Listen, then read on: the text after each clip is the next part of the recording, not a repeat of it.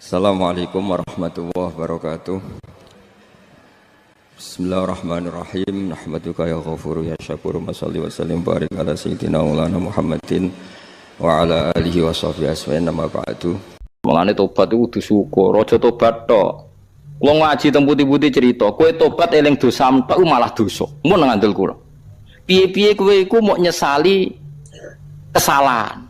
Padahal faktane Allah ya maringi kowe kebaikan. Misalnya esok ruhin delok cawe tok atau delok rondo jam 8. Tapi esok kan ya sholat subuh, sholat zuhur, sholat asar. Lah setan ini berusaha ngelingno ruhin mau dosane tok sampai lali syukur. Padahal tadi pagi ada prestasi kebaikan ya subuh, ya zuhur, ya asar. Mulane dawuh Abu Hasan Asyadzali, pintere setan wong soleh dipermalukan kon eling dosane tok. Nek seling dosane akhirnya mulang gak gelem, berjuang gak gelem. Mergo ngrasa awake kurang bersih. Akhirnya ribuan wong Islam bahkan jutaan nganggur kabeh. Gak ngambil peran li izzatil Islam wal muslim. Mergo dipaksa eling dosane tok. Mulane eling dosa tok iku min makayidis syaitan iku rekadayane setan. Mulane kula dadi kiai PD ku tak elmoni kula. Kula ya duwe dosa ya eling. Tapi kon eling terus emoh. Piye-piye nikmate Allah ganjaran ya akeh kula salat subuh, salat zuhur, malah eling terus nabar salat. Mangane kula kuwatir ngono arah salat meneh mergo eling terus bar salat. Mergo kena eling dosa terus, akhirnya kayak dadi mbalek gak wani, mulang gak wani, ngrumat musala gak wani, ngandani keapian gak wani. Mergo ngrasa awake dhewe urung bener. Betapa keburukan yang menjadi runtuh gara-gara kowe eling dosa. Mulane pintere Kanjeng Nabi, banyak nabi ku nabi tenan. Marai sayyidul istighfar iku Allahumma anta rabbi la ilaha illa anta khalaqtani wa ana abduka wa ana ahdika wa adika mastata'tu. Dungane sebut istighfar. Abu ulaka bi ni'matika alayya. Gusti kula sowan jenengan beto nikmate jenengan. Piye-piye kita diparingi subuh, zuhur, asar. Abu ulaka bi ni'matika alayya. Kula sowan jenengan nggih beto nikmate jenengan. Meskipun wa abu bi dzambi kula iki nggo dosa. Jadi fair. Jadi misalnya kesuwan pangeran dia takoki, "Ken, kowe ning donya apa wae?" Nggih salat Gusti, subuh, zuhur, asar dijamaah, nggih ngaji. Ngaji Gusti, kalau tiap Gus Pak teng Yogya ngaji, nggo ngarep. Wah, terus semua but kabeh kabehan. Ya dosa barang kan. Nggih Gusti, nggih dosa. Semangat di pas dosa pas ganjaran. Nggih udah-udi Gusti. Jawabnya jujur. Ojo geman muni dosa tok, kena muni dosa tok berarti mengabaikan nikmate Allah. Saiki misalnya kita bedheki. Ruhin 24 jam kumpul aku. Misale lho, Ruhin 24 jam kumpul aku. Esok tak kei kopi, jam 8 sarapan, jam 12 mangan. Jam 5 mangan meneh ngopi. Barisa ngemi. Pancen dayar dosan mangan nggih. Bariku mangan bakwan. Terus di antara hari-hari itu Ruhin tak sentak. Celek, cak goblok, cak kriting, bocah jelas. Terus dekne mau eling-eling omonganku tok. Gus Bae udarane aku elek. Iku tok sing dieling-eling. Aku gelok gak kira-kira. Prestasiku ngekeki mangan ping 5, ngentekno beras, ngentekno mie. Sing dieling-eling mau sisi-sisi omonganku celek iku. Yo gelok aku. Lah mulane Allah dawuh fazkuru ala Allah la'allakum tuflihun. Kowe iku eling nikmate Allah ben dadi wong bejo. Mergo kena eling dosa tok ngruntuhno semangatem bela izzatil Islam wal muslimin. Mulane dawuh Imam Abdul Hasan Asyadzili, kowe manut mazhab kula niku toreko kula Syadziliyah, bapak kula Syadziliyah. Meskipun kula nggih Naksabandi ngriyen kula dijenengno Bahauddin mriki. Bapak kepengin kula niku untuk barokah Bahauddin Naksabandi. Tapi bapak kula toreko Syadziliyah. Dawuh Imam Abdul Hasan Asyadzili sampean delok teng kene hikam. Nak teng kitab kula nomor 15. 13 nomor 15 juz sekali. Min syarril waswasil khannas alladzi yuwaswisu fi sudurin nas. Iku dawuh Abdul Hasan Asyadzili, waswas iku apa? Wong Islam dielingno dosane terus nganti ra terlibat ngurusi masjid, ngurusi pondok, ngurusi keapian mergo ngrasa awake urung suci. Akhirnya semua wong Islam mengabaikan kebaikan. Lha iku akal-akalane setan. Ngono iku akal-akalane setan. Mulane aja geman nyentak anak ora kok. Wah anak jajan 1000 entek, 2000 entek, 10000 entek. Wah anak jajan terus ngene. Terus iku jam piro? Misalnya anak jajan sampai sekolah jam 7, berarti jam 7. Engko bar sekolah jam 1, jam 1. Peturu jam 09, berarti lagi 3 jam. 3 jam nak sedina 24 jam kan 24 jam gak jajan. Terus-terus iku ning ndi jajan? Lha mboten ate kula nyentak anak. Bocah kok amen jajan mboten ate. Kula wedi pangeran takoki 24 jam kalong 3 jam kok terus-terus ning ndi. Wong anak kula nek esuk ya subuh nggih jamaah, bar magrib ya ngaji. Bojo kula sering tak elingno. Kus bocah mbok longgar mari sok ben nakal. Longgar apaan? Mampunya menjajan terus. Terusnya pirang jam. Mau ya ketok ya subuh ya sekolah ini jelo kelas mulai jam 7 sampai jam 12 menit. Ngaji ya bar magrib meh nganti isya. Ketoke terus belajar terus salat. Ketoke luwe akeh iku ae ndak mung. Takok. Padum bela anak lho ora aku wis kadung marek pangeran. Dadi pokoke aku hubungan karo pangeran eling sing nikmat-nikmat wae wis ra eling di situ. Ya pancen iku perintah pangeran. Fazkuru ala Allah. Allah iku maknane nikmat apa musibah cek tak jawab. Misale ki di bojo judes nuntut dhuwit macam-macam. Kowe aja eling iku tok. Ben nuntut kowe wis bener. Misale nuntut lanangan liya iki, misale bojo njuk wong lanang liya. Ana wong ganteng jaluki dhuwit, malah bingung to. Wis bener jo kowe wis bener, berarti normal lah bojoku njaluk aku iku normal wis bagus. Paham nggih? Terus ketika bojomu ngamuk, Mas, kuwi wae bar listrik wae blonjo entek sakmene kok pokoke mau sakmene. Bagus rasional. Mang kebutuhannya banyak kok tak kei sakmene. Bagus, motanya masih jalan. Kowe eling-eling sing bener to.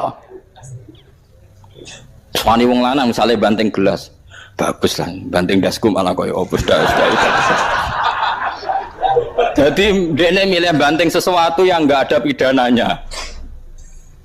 Paham gitu, jadi kena bojo banting gelas sekali-kali diapresiasi, dia milih banting sesuatu yang enggak ada pidananya.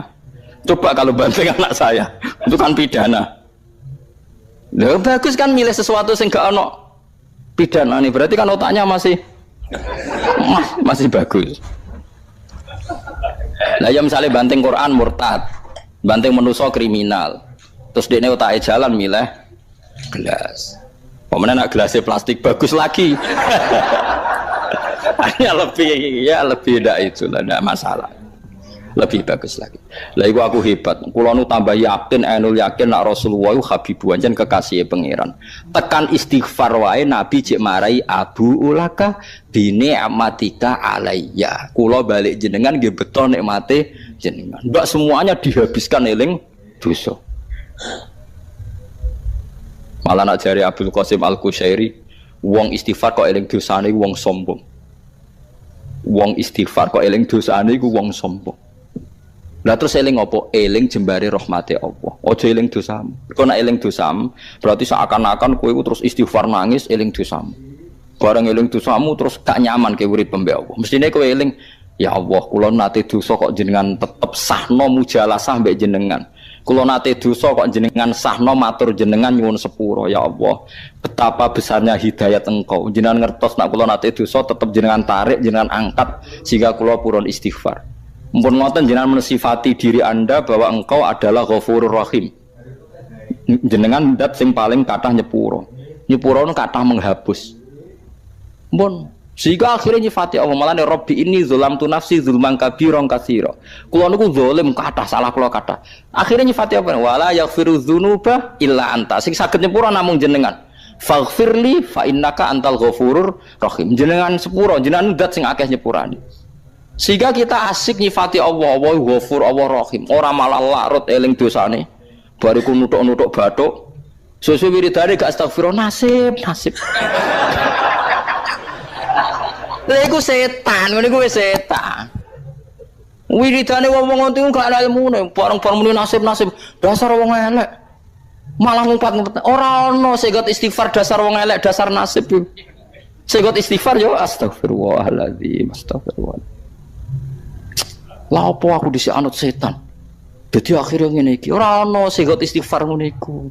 Segot istighfar ora bi ini dalam tu nafsi, lu mangke ora ono segot istighfar kok. Dasar wong elek dasar. Lego jare Abdul Hasan As-Sadali, setan ngelingno kowe sisi-sisi apike Allah maringi hidayat, ngelingno kowe sisi-sisi elek.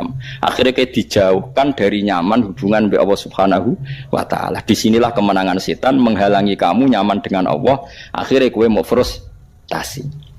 Lah wong soleh jutaan di Indonesia juga di dunia seperti ini. Tidak ngurmat masjid, madrasah kula piyambak dereng bener, ampun ngajak kula. Mestinya dengan ngamal soleh itu jadi ajang kafaroh, ya jadi ajang kafaroh. Orang kok malah karena merasa tidak soleh, tidak berani tampil. Lo soal gue mau tampil sok suci gampang, terus penting rasa mimpin toh. Gitu, nggak asal gak melok mimpin kan gak sensitif toh. Sing sensitif kan kayak mantan LP terus mimpin sok suci pidato, jauhi segala maksiat. Lah apa kayak jadi wong tobat ada pidato bareng. Wong kan mencep, kowe ku sapa dhisik kan gitu. Tapi nak ke tobat mau ning masjid nyapu, paham kan ya nyapu, bariku ngresik-ngresiki, sandale kene mbok toto, wis ber. Misale kon nyambut, ben sambut acara sekali-kali ki itu hasanah mau itu nggih. Sing pun ki sing dereng mboten pun. Wes pokoke ngomongnya sini terat, sing pun ki sing dereng ya ampun, empun nggih. Ngoten mawon ki assalamualaikum warahmatullahi wabarakatuh. Pun. Lah klirune kadang tobat anyanan terus sok suci. Seakan-akan dia terjauh dari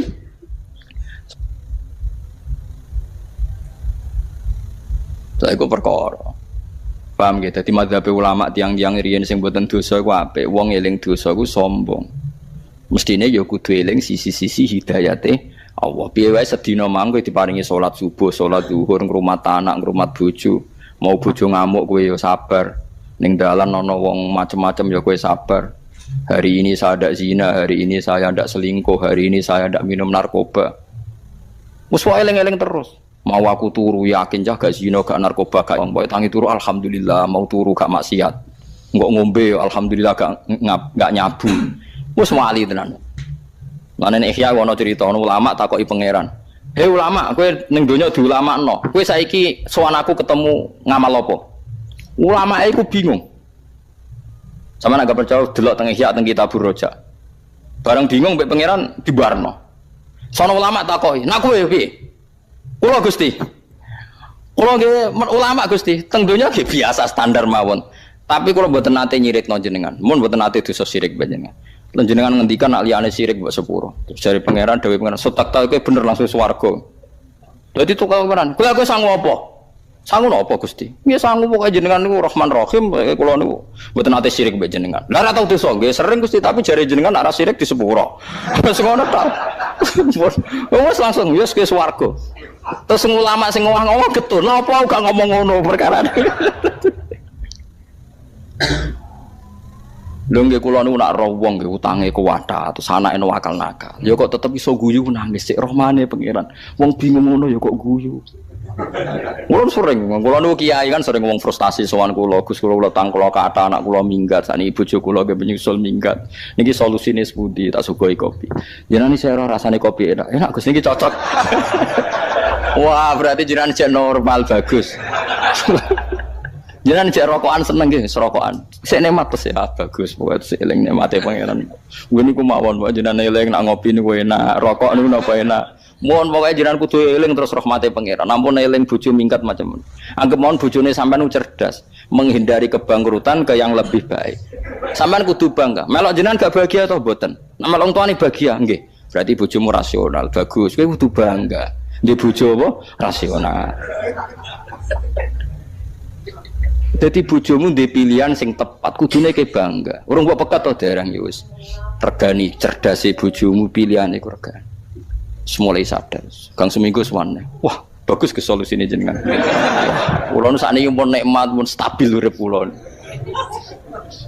Lha iku dawuh Abdul Hasan As-Sadali min syarril waswasil khannas alladzi yuwaswisu fi sudur. Dadi setan berusaha memisahkan Anda dengan Allah justru mbek dosa. Mulane Nabi Adam niku bar dosa malah summat stabahu rabbuhu fataba alaihi wa hada. Ijtiba ku dipilih. Dipilih napa? Pangeran. Mergo bar Nabi Adam dosa oleh nyifati Allah luwih sempurna timbang zaman rong dosa. Nggih niku nyifati Allahumma innaka ta'lamu sirri wa alaniyati faqbal ma'dzirati wa ta'lamu hajati fa'atini su'li wa ta'lamu ma fi nafsi faghfirli dzunubi. Faghfirli fa innahu la yaghfiru dzunuba illa anta. Allahumma inni as'aluka imanan yubashiru qalbi wa yaqinan shadiqan hatta a'lama annahu la yusibuni illa ma katabta alayya waridho bima qadaita alayya. Ditobate Nabi Adam lucu. Gusti, kula niku roh nak kabeh tedire jenengan. Jenengan kudu maringi iman kula nak semua yang terjadi mergo tedire jenengan. Malah diparingi tobat. Umpama Nabi Adam eling dosane terus mungkin malah ora diparingi tobat. Mergo Allah di skenario besar Adam salah ben ning bumi, nek ning bumi kok Allah ngutus Nabi Muhammad. Engko ana wong paling afdol sak donya iku Nabi Muhammad sing nunggoni Kanjeng Nabi nganti saiki. Kita ditunggoni Nabi mergo ora perlu bunuh diri, ora kaya bangsa napa? Israel. Mulane kula setuju mbek madzhab Hasan Sadali. Saiki piye-piye wong Islam nganti rusak ngene iki gara-gara wong soleh-soleh iku eling sisi salahe masa lalu, terus gak gelem memberi peran ning Islam, alasane tahu di akhirnya ono kekosongan. Padahal dawe bapak ngene lha ya leh. Misale maling itu terus isi jeding masjid, ayo tetep maling isi jeding masjid, ayo tetep artinya ya tetep dadi ngamali. La opo eling tau maling terus ora tau ning masjid jare isin mergo tau terus padahal misale ngisi masjid yo misale saiki ono wong fasik teko ngaji yo nambahi jumlahe akeh pengajian. Mau teko ngaji mergo ngrasa fasik. Lah sing misale wong fasik ngrasa fasik kabeh tetep nekani pengajian, nak pengajian mayoritas. Mergo sing fasik lah teko. Lah nek misale sing fasik aku mau teko wong rusuh, akhire sing ngaji sepi to wong resik tok. Berarti sing ngaji wong ujub tok ngrasa resik. Malah repot toh. Lho wong ngrasa resik ra wong napa? Ujub. Dan ini jadi penting ke pengetahuan jenengan. Piye-piye Nabi Musa nate dikalahno Nabi Adam, perkara nyalahno Nabi Adam nate napa? Nate napa? Dosa. Ternyata dosane Nabi Adam summa jatabahu rabbuhu fataba alaihi napa? Wa dadekno dipilih Allah Subhanahu wa taala. Nggih terus sampean kudu ngerti kenapa Nabi Musa tau di rumah Firaun, Nabi Muhammad tau di rumah Abu Lahab. Donya iki diatur pangeran ben kowe roh nak biyadil khairu kabeh ditangani Allah, kabeh akan baik-baik saja. Mulane donga Allahumma la ya'ti bil hasanati la anta wala yadhabu bis sayyiati la anta wala haula wala quwata illa billah. Jadi tak warai carane donga. Ya Allah, yang mendatangkan kebaikan hanya Engkau. Yang menolak keburukan juga hanya Engkau. Jadi diwale, nak setan kan pikirane ngene, elek apik kok pangeran ben kowe iku nuntut pangeran, piye-piye elek iku kersane pangeran. Nah, Kanjeng Nabi oleh marahi nglawan setan gak ngono. Layati bil hasanati lanta, yang mendatangkan kebaikan tidak ada lain kecuali Engkau. Yang menolak keburukan tidak ada lain kecuali Engkau. Jadi misalnya ke bernakal, bersalah. Bariku ke tobat, terus kowe ngeling-eling ya Allah, jenengan cek saya ini. Mun ngertos kula salah, lu kok jenengan paringi tobat. Apik tenan jenengan. Padahal kula nak salah teng majikan donya langsung dipecat di PHK. Niki kula salah jenengan pirsa malah jenengan paringi tobat. Bar niku kula saged salat, saged zakat, saged sedekah. Saya jenengan. Akhire maca alhamdulillah alladzi hadana li hadza wa ma kunna linahtadiya laula an hadana. Akhire muji-muji pengira. Lha iku jenenge gak sombong cara Abdul Hasan Asadi. Tapi nak kowe eling dosa terus, iku sombong.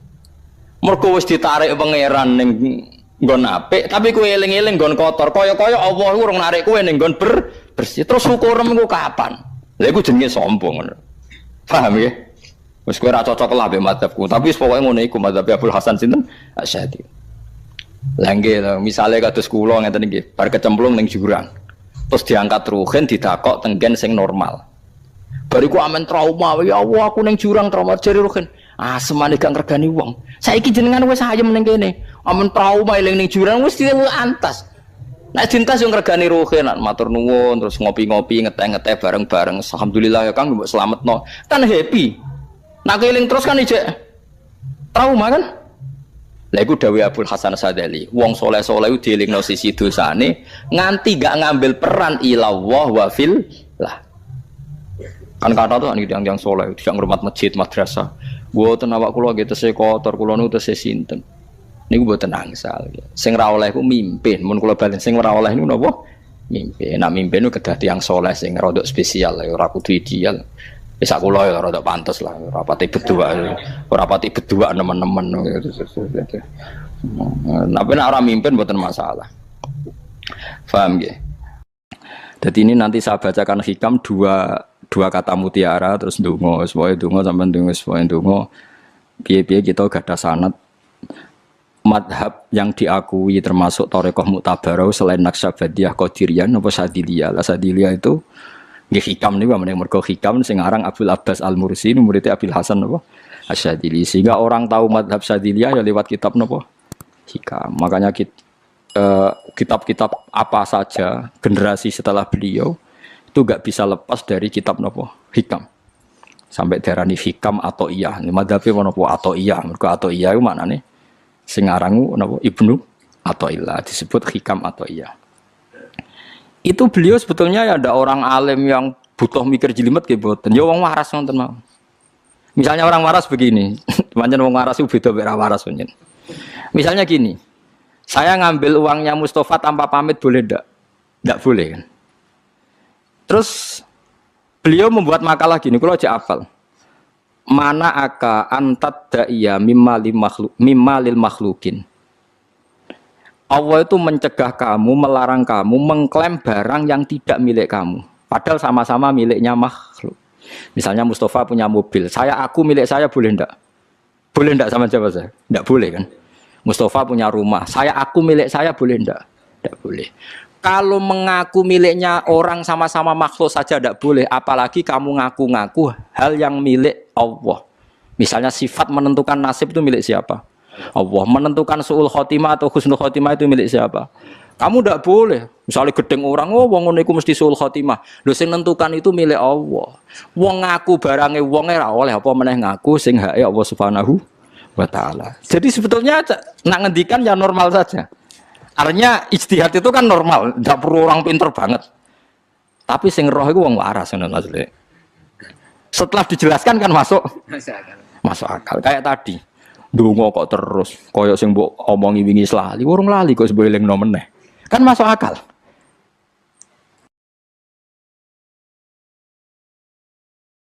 Tapi kok jangan anut aku, mergo ora asli, Gus ora asli. Wong anut-anut kan mboten apa. Dadi ini kula waca kalih mawon nggih, kenangan kula ben dadi nggih kenangan kula napa makalah sanggeng napa hikam ya. Nggih kula waca Arab ya mawon. Engko napa? Nggih, bismillahirrahmanirrahim. Kula nak maca malah bingung, biasa hafalan malah maca. Jadi piyambake ngendikan mana aka antatta iya male salaka mimalil makhlukin afayubihu laka antatta iya wasfahu wa rabbul alamin. Di Allah ngelarang jenengan mengaku barang yang miliknya orang lain, apalagi ngaku-ngaku hak sing miliknya Allah Subhanahu wa taala. Sehingga kita tidak boleh misalnya maksud noti yang wong iku mesti celaka, nyelakano orang itu hak sinten? Hak ya Allah. Kowe ora usah GR sok ben mesti bener, iso wae saiki bener sok ben salah. Kamu juga enggak usah merasa salah, iso wae saiki kira saleh sok ben saleh. Ya sudah itu hak ya Allah, sudah ada itu. Terus ngendikane beliau ini Ilahi kullama akhrosoni lu'mi antokoni karomuka. Gusti ketika saya didiamkan oleh kesalahan-kesalahan saya, antokoni karomuka, maka saya digerakkan oleh sifat lomane jenengan.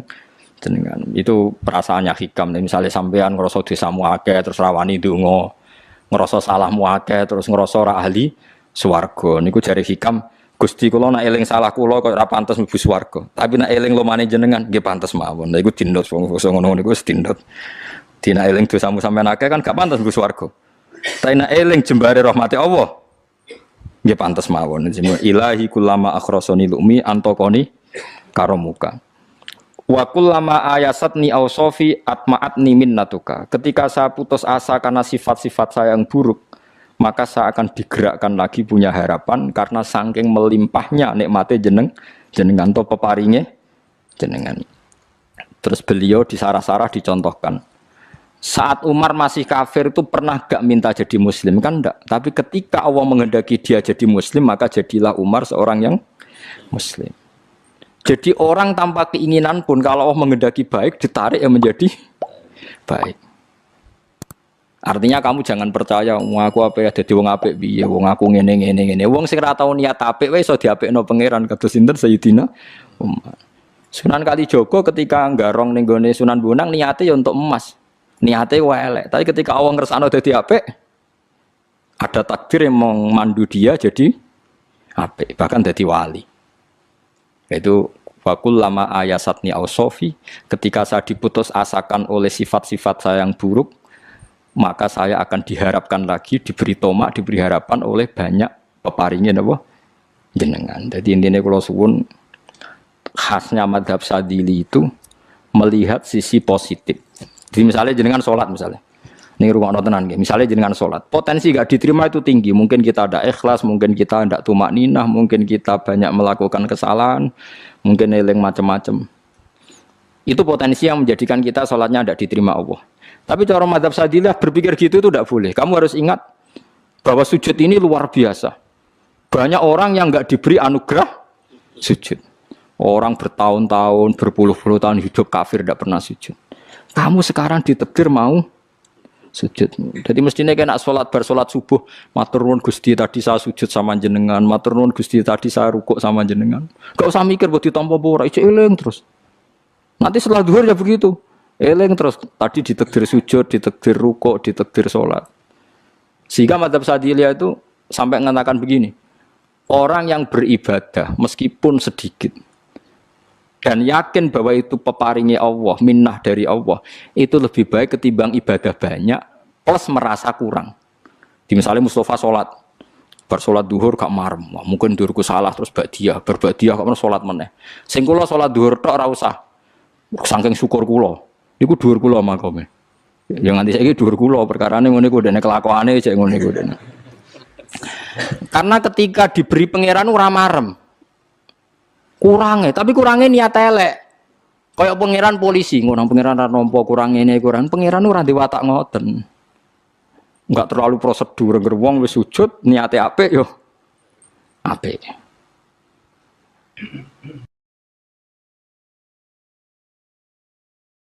Ya mulane kula nate debat mbek jenengan kula kan bolak-balik cerita. Sampai nak sujud itu untuk menjadi sah itu kan bathuk, tangan loro, dengkul loro, delamaan loro, sehingga harus sujud pada 7 anggota. Jadi menurut mazhab yang asoh, kalau sujud itu harus 7 anggota. Tapi ada ulama yang mengatakan cukup bathuk tok ambek sikil. Angger wis ngene jenenge sujud. Alasannya ulama ini masuk akal. Saiki nak diwalik. Ana Zaid yang muslim. Bathuke ditemplekno bumi niat sujud ning berhala. Hukumnya kafir ta ora?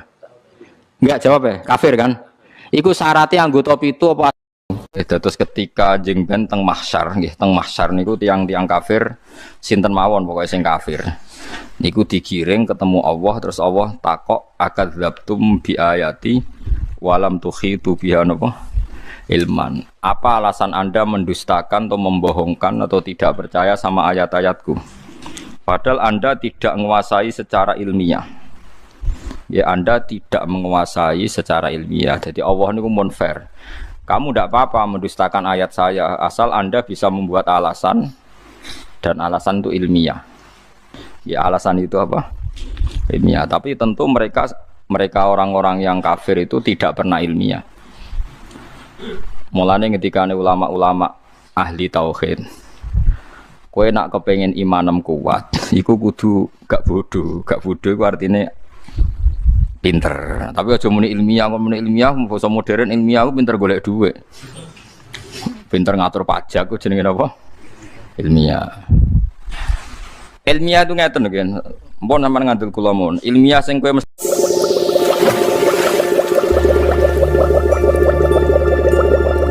diridani pangeran ngeten lho contohnya. Ilmiah itu satu fakta yang tidak diterbantahkan oleh objek atau objek tidak dijadikan sumber acuan hukum. Kalau baleni malih ya. Ilmiah sing mesti diridani pangeran sampean tak warai ya. Ilmiah sing mesti diridani pangeran itu jangan pernah merujuk atau mereferensi objek yang objek ini harus kamu tinggalkan. Jangan jadikan patokan nopo hukum. Mergo piye-piye statusnya namung nopo objek. Jadi rasionale Quran itu gampang. Misalnya ngeten, contoh paling nyata. Ketika Kanjeng Nabi ngendikan, sok mben niku wong sakwise mati dadi lemah, dadi tulang belulang, niku ditangekno saka kubur terus menghadapi hisab. Nggih, menghadapi napa? Hisab.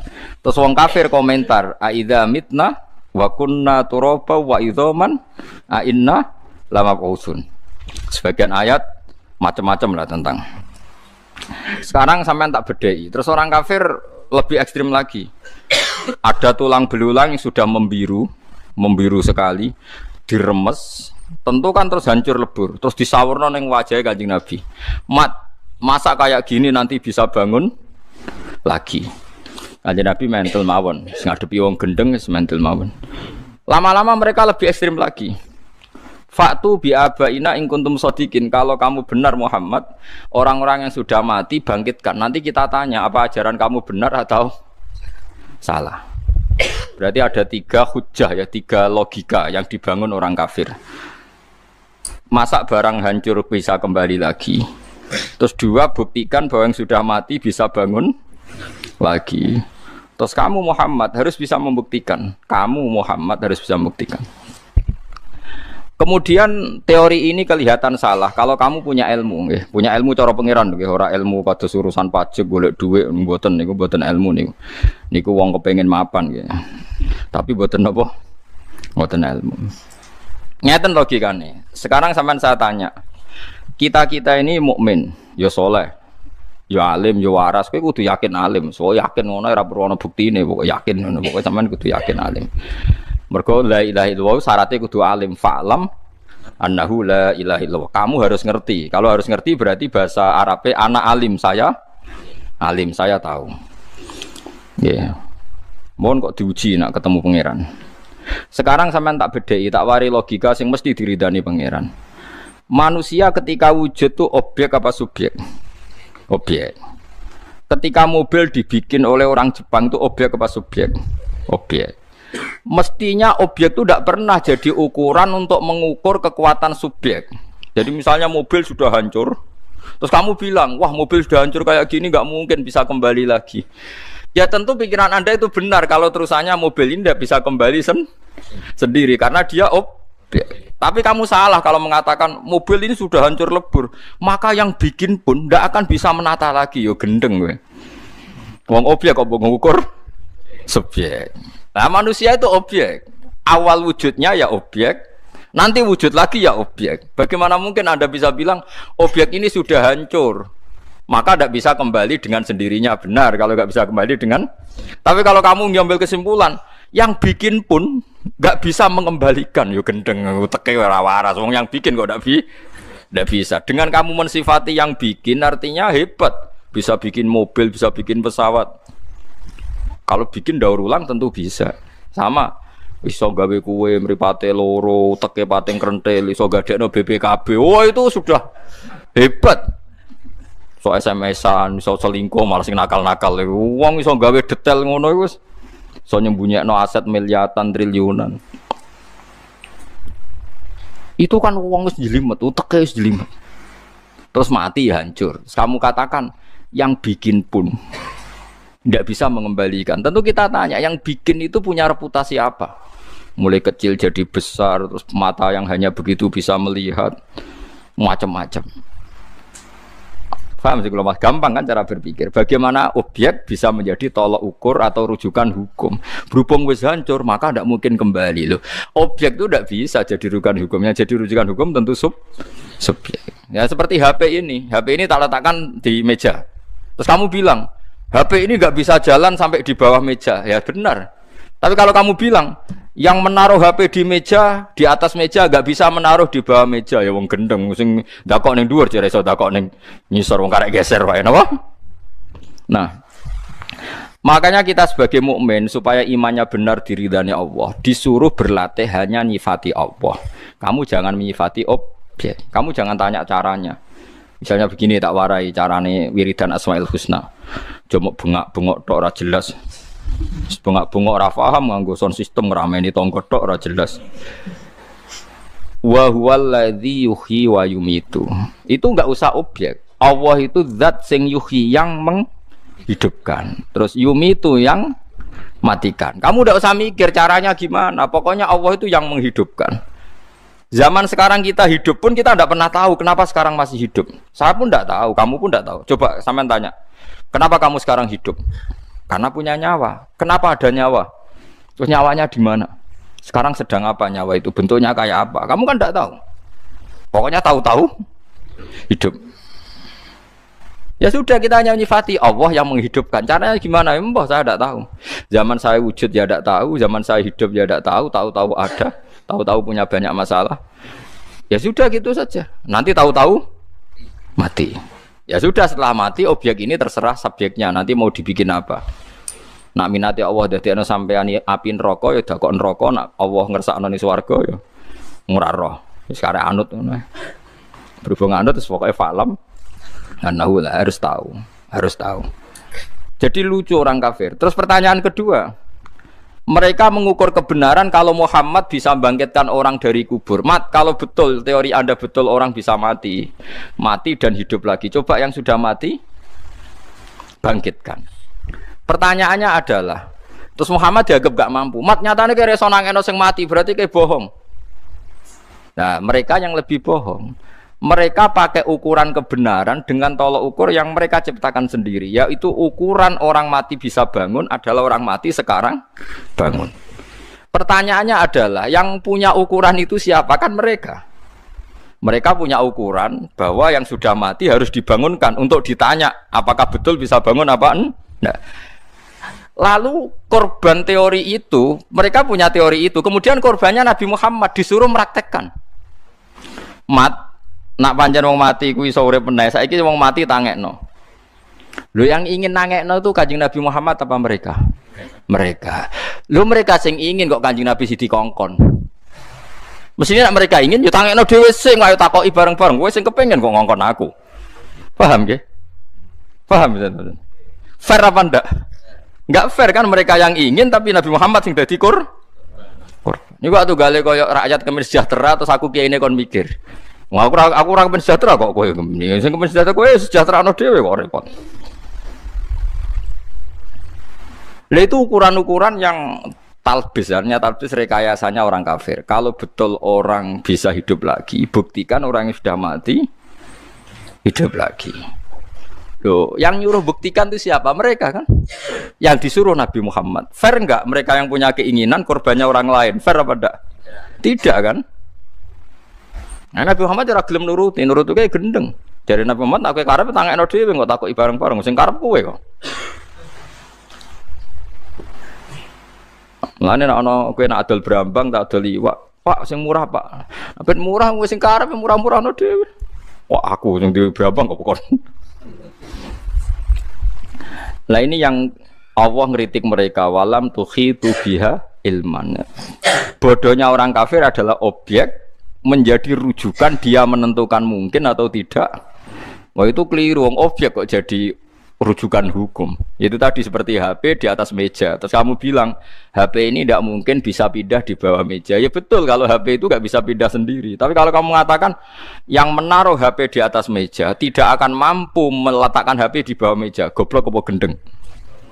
Nggak boleh lah ya seperti itu. Kan nggak mungkin orang mengatakan yang bisa bikin langit bumi, yang bisa bikin manusia, pasti tidak bisa mengembalikan lagi. Wong di gendeng tapi omongan kok ngono. Paham ya? Paham ya kalau maksudnya? Nah, makanya itu cara berpikir Quran itu rasional sekali. Yaitu cara berpikir seperti itu. Objek itu jangan jadikan ukuran. Makanya kalau kita nyebut Allah, misalnya wahwal khallaq, Allah itu ya alim, ya qadir, ya khallaq, ya wahab. Zat yang menciptakan hidup, zat yang menciptakan mati. Ya sudah seperti itu. Mulane sebenarnya ape mati yo eling-eling. Gusti zaman kula ora urip ya ora roh carane, sakniki kula mati ya ora roh carane. Mengke wayahe tangi malih ya ora roh carane. Cuma kula ngertos annaka ala kulli syai'in qadir. Kula tahu bahwa engkau ala kulli syai'in qadir. Ya sudah begitu terus mati. Nah iso ninggal warisan ora ya mati wae aja penting ora iso saya mati ya mati ae ora usah pamit. Sing penting kowe di keyakinan Gusti kula zaman urip ya ora roh carane. Sakniki zaman mati nggih mboten roh carane. Padha-padha wong kula namung objek, namung makhluk. Mpun terserah jenengan. Aja kaya wong kafir berhubung ora roh carane debu jadi manusia lagi kemudian nganggep itu mustahil. Itu kan aneh. Lha iku jenenge walam tuhitu biha ilman. Jadi sebenarnya Allah tuh enggak apa-apa kalau kamu ilmiah enggak apa-apa debat saya kata Allah, tapi ya tentu mereka tidak akan ilmiah karena mereka gendeng Yesus parah tenan. Nah, sampai sekarang kita pun seperti itu. Kita ini biasa berpikir sesuai objek. Taruh saja misalnya kowe seneng duit atau seneng cawe itu ayu. Saya tidak bisa hidup Gus tanpa anak itu. Wong objek kok jadi ukuran. Zaman kowe orang seneng cah iku ya wis urip. Kowe seneng cah iku job gede. Nyatane ya urip. Tapi saya tidak bisa hidup tenang nak orang untuk cintani dia. Lo objek kok jadi ukuran. Objek itu tidak bisa jadi ukuran. Subjeknya kan kamu. Terserah kamu pakai ukuran apa. Karena ukuran itu kamu ciptakan, akhirnya kamu ya seperti itu. Coba kamu ciptakan. Soalnya kowe rondo angkuh sithik. Wong kok bergantung cawe itu. Aku wong lanang kok bergantung cawe itu. Nak disenengi ya keren, senengi ku ino, gak di harga diri mungkin. Ngono kan mulai agak egonya agak hidup, agak normal. Wah seneng iku ino, disenengi ngono keren. Mulane Nabi itu jarang seneng wedok, tapi disenengi. Kabeh Nabi ganteng-ganteng. Kok apa iku isin nabine seneng tapi gak disenengi. Ya, jadi jenenge Nabi Yusuf ku ganteng. Zulaikha wedan roh Nabi Yusuf. Mergo napa? Nabi Muhammad tuh ganteng-gantenge wong.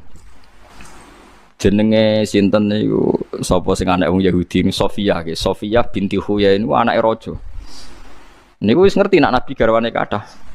Niku nderek perang bapake mau kepen roh wong kok terkenal ganteng-gantenge sepiro. Melok perang padahal dekne ning anake kiai cara melok perang. Mau kepengen roh gantengnya Nabi Muhammad. Bareng roh ganteng tenan terus raine gak mungkin. Nak rai goroh gak mungkin. Apane dekne menangi debate bapake sama pamane iku debat. Padha-padha tokoh Yahudi. Kamu tahu kan Muhammad itu yo iku sing dijanjekno ning Taurat. Ayo do iman. Moh isin, kita tokoh kok iman. Iku anake ngerti debat nih. Bareng ngerti Nabi Muhammad ganteng tenan terus gak mungkin pembohong. Dekne ndonga mbek pangeran supaya perang iku kalah. Nak kalah bedekne ditawan. Bareng dekne ditawan tenan sesuai aturan perang, pokoke ghanimah di sing nyekel cawe wedok iku ya dadi ghanimah. Kenek Dihya Al-Kalabi. Dihya Al-Kalabi iku ya ganteng. Bareng kenek Dihya kabeh sahabat bengok-bengok ya Rasulullah, Sofia iku putri raja. Kabeh kita ora rido nak kenek napa? Dihya. Kudu kenek jenengan. Masyhur itu akhire Dihya diomongin Nabi khud sabyan ghairuha. Pemek sapa wae sing penting ora Sofia. Akhirnya Sofia itu ditawani Nabi, kowe milih tak balekno keluargamu tapi bayar fida, bayar tebusan, apa rasa bayar tebusan tapi dadi bojoku. Jadi Sofia, ya milih dadi bojone jenengan. Kok dekne edan Nabi ku zaman urung perang, kok Nabi ganteng. Ana alamate wong keramat iku ya disenengi ora kok seneng, paham gitu. Lah nek seneng ora pati keramat. Paham ya, seneng ora pati aku wis disenengi iku kondang berarti. Kaya Nabi sinten Yusuf, Nabi sinten Nabi Muhammad. Pancen ngoten aturane ngoten. Jadi kalau baleni malih tak warai, mergi niki masalah ridane pangeran mbek boten iki taruhannya berat. Nganti wong kafir kan merangi, wong Islam kan dukung dawuhe pangeran liyahlika man halaka am bayyinati wa yahya man hayya am bayyinah. Kersane pangeran niku nak wani urip ya urip sing ngerti bukti kebenarane Allah Subhanahu wa taala. Dadi wa yahya man hayya am bayyinah. Nak wani urip ya urip sing roh bukti kebenarane Allah. Ya kebenaran Allah termasuk kitabullah, Rasulullah dan sebagainya. Carane piye? Carane wow. Kita jangan tersandra, jangan terjebak berpikir menjadikan objek menjadi panutan hukum. Kowe aja kaya wong kafir berhubung lemah iku ora mungkin dadi manusa meneh. Nggih. Tanah gamane manusa wis dadi tanah kok. Was mustahil. Lah mergo miskin mustahil objek. Paham ya? Mobil yang sudah hancur itu objek. Terus kamu mengatakan nggak mungkin kembali lagi. Ya tentu tidak bisa kembali lagi. Tapi kalau Anda ngomong pabrik mobil ini tidak bisa nata ulang, pasti orang mentertawakan Anda. Bagaimana mungkin pabrik yang bikin tidak bisa mengembalikan seperti semula? Tentu bisa. Nah, sampean saiki tak walik saiki. Terus Allah ngendikan misalnya gini di hadis-hadis ya lewat wahyu. Somben tempat sujud itu bersaksi. Jadi lemah sing mbok sujud ya bersaksi, sing mbok maksiat. Terus kamu mikir, wah itu mustahil, masa lemah bisa bicara, lemah bisa bersaksi. Lagi-lagi Anda terjebak objek, lemah itu objek tanah. Terus kamu mengatakan mukhal tanah bersaksi. Kowe ora rasane dadi Nabi Adam. Apa mau kira rasane dadi Nabi Adam? Nabi Adam manusia pertama yang jelas-jelas tahu, nggak ada temannya, nggak ada siapa-siapa, jelas-jelas dia tahu kalau diciptakan dari tanah. Iku menawa kira-kira tiap macul tanah, wih dulurku iki mbahku iki asal usul. Sehingga itu memang zaman itu nggak pernah dianggap mukhal kalau tanah bisa ngomong. Sampai Nabi Adam nak roh tanah itu nangis. Jangan-jangan itu saya. Karena memang dia tahu kalau asalnya dari tanah. Sama seperti ilmuwan sekarang. Ilmuwan sekarang kalau melihat tanah itu nggak tertarik dianalisis. Tapi kalau melihat sperma, ini asal usul manusia, sehingga dianalisis. Ternyata di situ ada kehidupan. Setelah dianalisis, kekuatannya berapa, bisa disimpan di lemari es berapa bulan, terus nanti bisa ditransfer ke indung berapa. Karena dia tahu. Padahal mani ya benda mati. Secara kasat mata mani itu benda mati. Tapi ilmuwan tahu itu benda sama. Allah tahu manusia itu dari tanah. Allah tahu kalau tanah itu bisa dihidupkan. Wong objek. Bisa apa? Nyatanya iso dadi materi ini Nabi sinten? Ada. Paham sih kalau maksud? Kalau kamu hanya berpikir tanah, tentu kamu berpikir ini mustahil bisa hidup, bisa ngomong. Tapi kalau kamu berpikir yang bikin tanah, makanya ketika Nabi ditanya itu, nak jawab ya gampang aja. Nanti kamu itu yang fasek-fasek, yukhsyaruna khufatan auratan, yamsuna ala wujuhim. Orang yang kafir-kafir itu nanti berjalan pakai wajah. Terus sahabat tanya, masa Nabi jalan pakai wajah? Jawabnya Nabi sederhana, zat yang kuasa menjalankan pakai kaki tentu kuasa menjalankan pakai wajah. Langsung Nabi pakai pikiran subjek. Pelaku yang bisa menciptakan manusia sekarang jalan dengan kaki, pelaku yang sama atau aktor yang sama atau pencipta yang sama pasti bisa menjalankan dengan wajah. Jadi intinya kalau berpikir subjek semuanya menjadi semuanya menjadi apa? Mungkin. Nah, orang kafir atau orang-orang fasik itu berpikir objek. Ya berat nak berpikir objek itu berat. Jadi goblok tenan, nggih. Napa dadi napa? Dadi goblok tenan. Jadi penting ya. Nah, dalam pertanyaan orang kafir ya jawabnya ya sama. Kita harus cari subjek, cari subjek tadi. Misalnya orang kafir tadi, Muhammad kalau bukti Anda benar, saya minta kusoy atau baba Anda hidup. Nanti saya tanya kamu itu benar apa enggak. Sekarang subjek penanya siapa? Orang kafir. Yang bikin tolok ukuran kebenaran dengan membangkitkan orang mati siapa? Orang kafir. Dia subjek kok ngorbankan orang lain. Kalau dia yang bikin tolok ukur harusnya dia yang membuktikan. Malah Nabi Muhammad sing dikongkon. Itu fair apa ndak? Ndak lah itu. Ojo kok kowe malah koyo wong munafik. Lho jebule Muhammad ra iso to ditantang ngono. Wah ya gendeng. Malahane wong kafir akeh gara-gara terus mereka cara berpikir lho jebule Muhammad gak iso ditantang ngono. Ra iso. Ya repot wong sing nantang mereka bareng Nabi ra iso korbane. Yo lah akhirnya jadi kafir. Sing munafik ya jadi tetep munafik. Waktu gale kula misalnya terkenal ki keramat terus rohin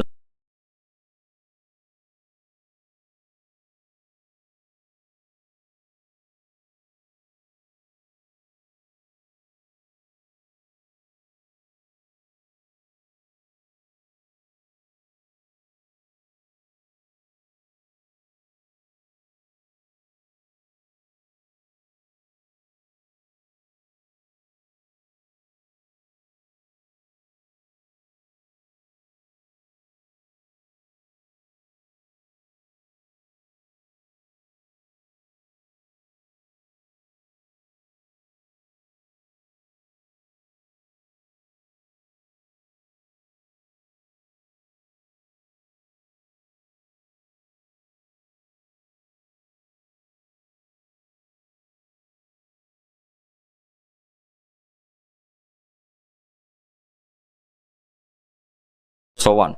Gus nak jenengan keramat tenan. Niki lho jagung, jenengan dongakno dadi emas. Nak ora tak percaya ke keramat. Wong sing kepengin kuwe kok korbane aku. Bareng aku ra iso tenan mulai wae jebule Gus wae wong biasa. Ndadekno emas iki ra iso. Lho yang ngukur kan dia. Yang ngukur dia, yang ingin dia kok aktore kon wong li. Wong li. Mulane kiai ku jogeman terkenal dongane mandi, ora apik. Mari kok masyarakat tuh gawe ukuran dhewe. Lan kula niku jarang donga.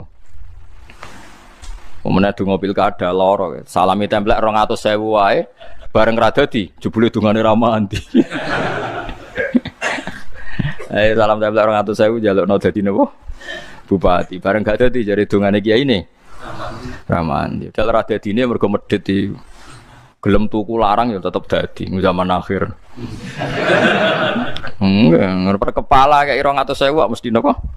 Dadi. Ya ngarepe wong kiai ini 200.000, malah masyarakat ora dikeki kon dadi. Jadi kita sekarang tuh seperti itu.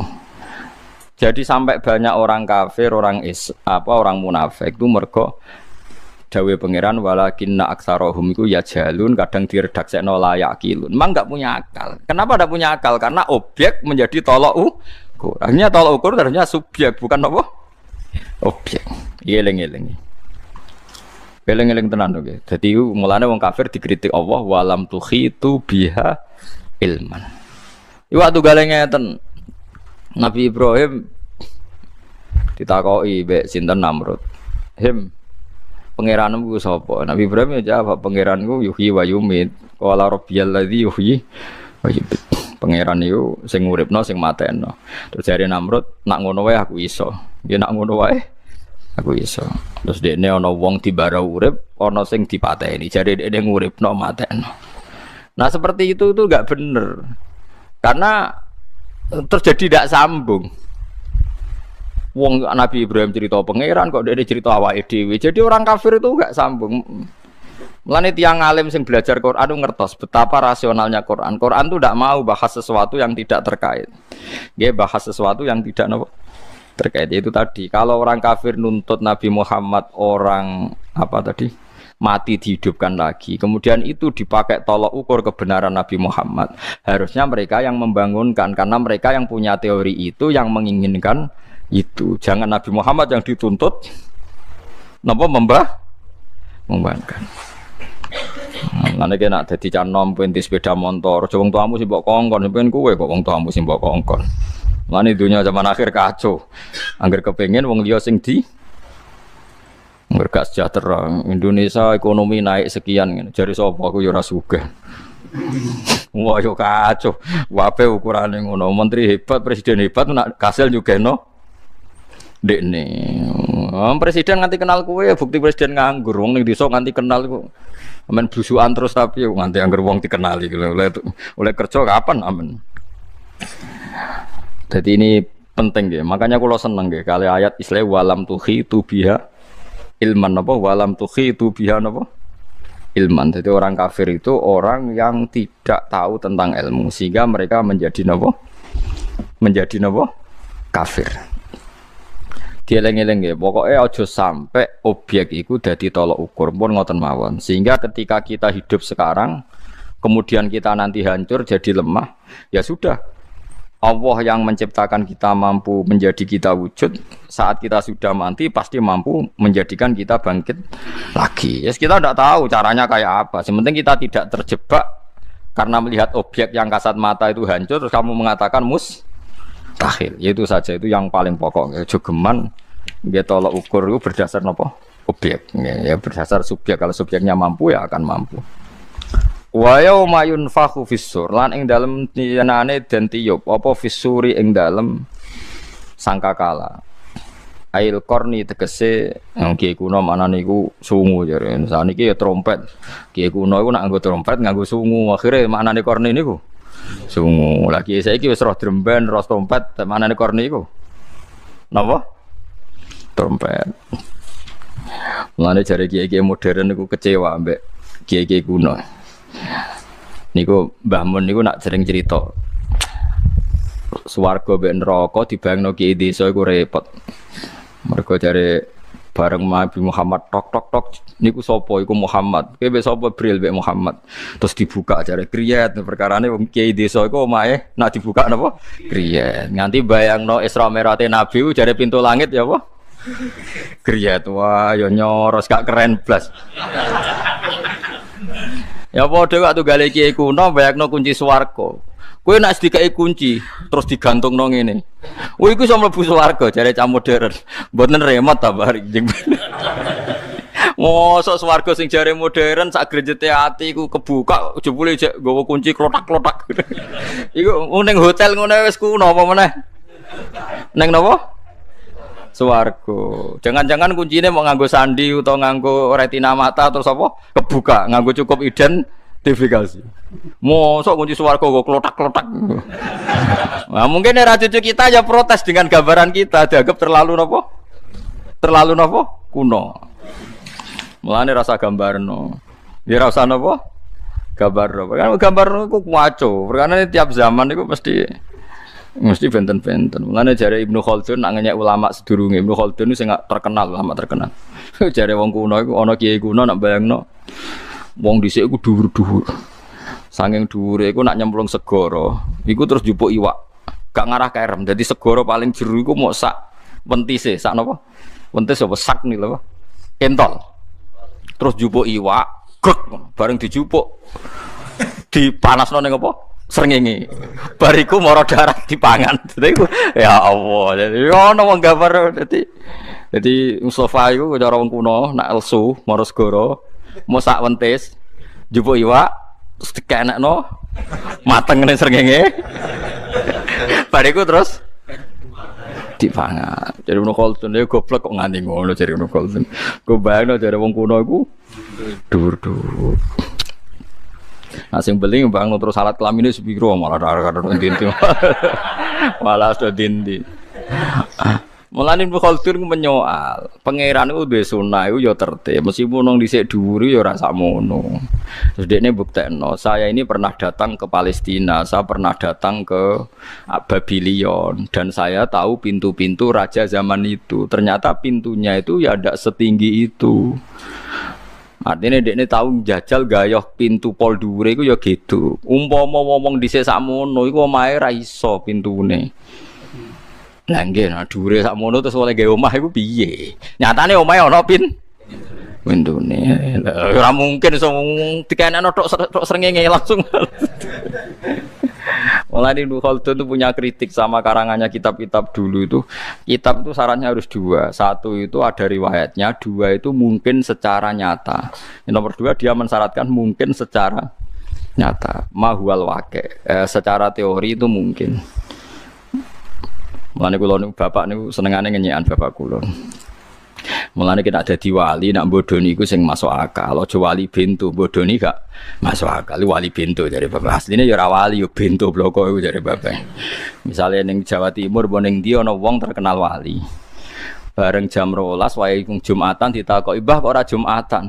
Dene jawabe, "Ora, cung aku Jumatan ning Mekah." Lho penggemare ya yakin nek dene Jumatan ning Mekah. Padahal jam 12 ning kene ning Mekah jam 8. Sudah sujek ngopi. Paham ya? Sini dengan Mekah kan terpaut 4 jam. Nah dekne jam 12 dijak Jumatan gak gelem jare muni bar Jumatan ning Mekah. Saiki jam 12 ning kene ning Mekah jam piro? Jam 8 kan? Iku sudah 200. Jek ngopi-ngopi ning dalem.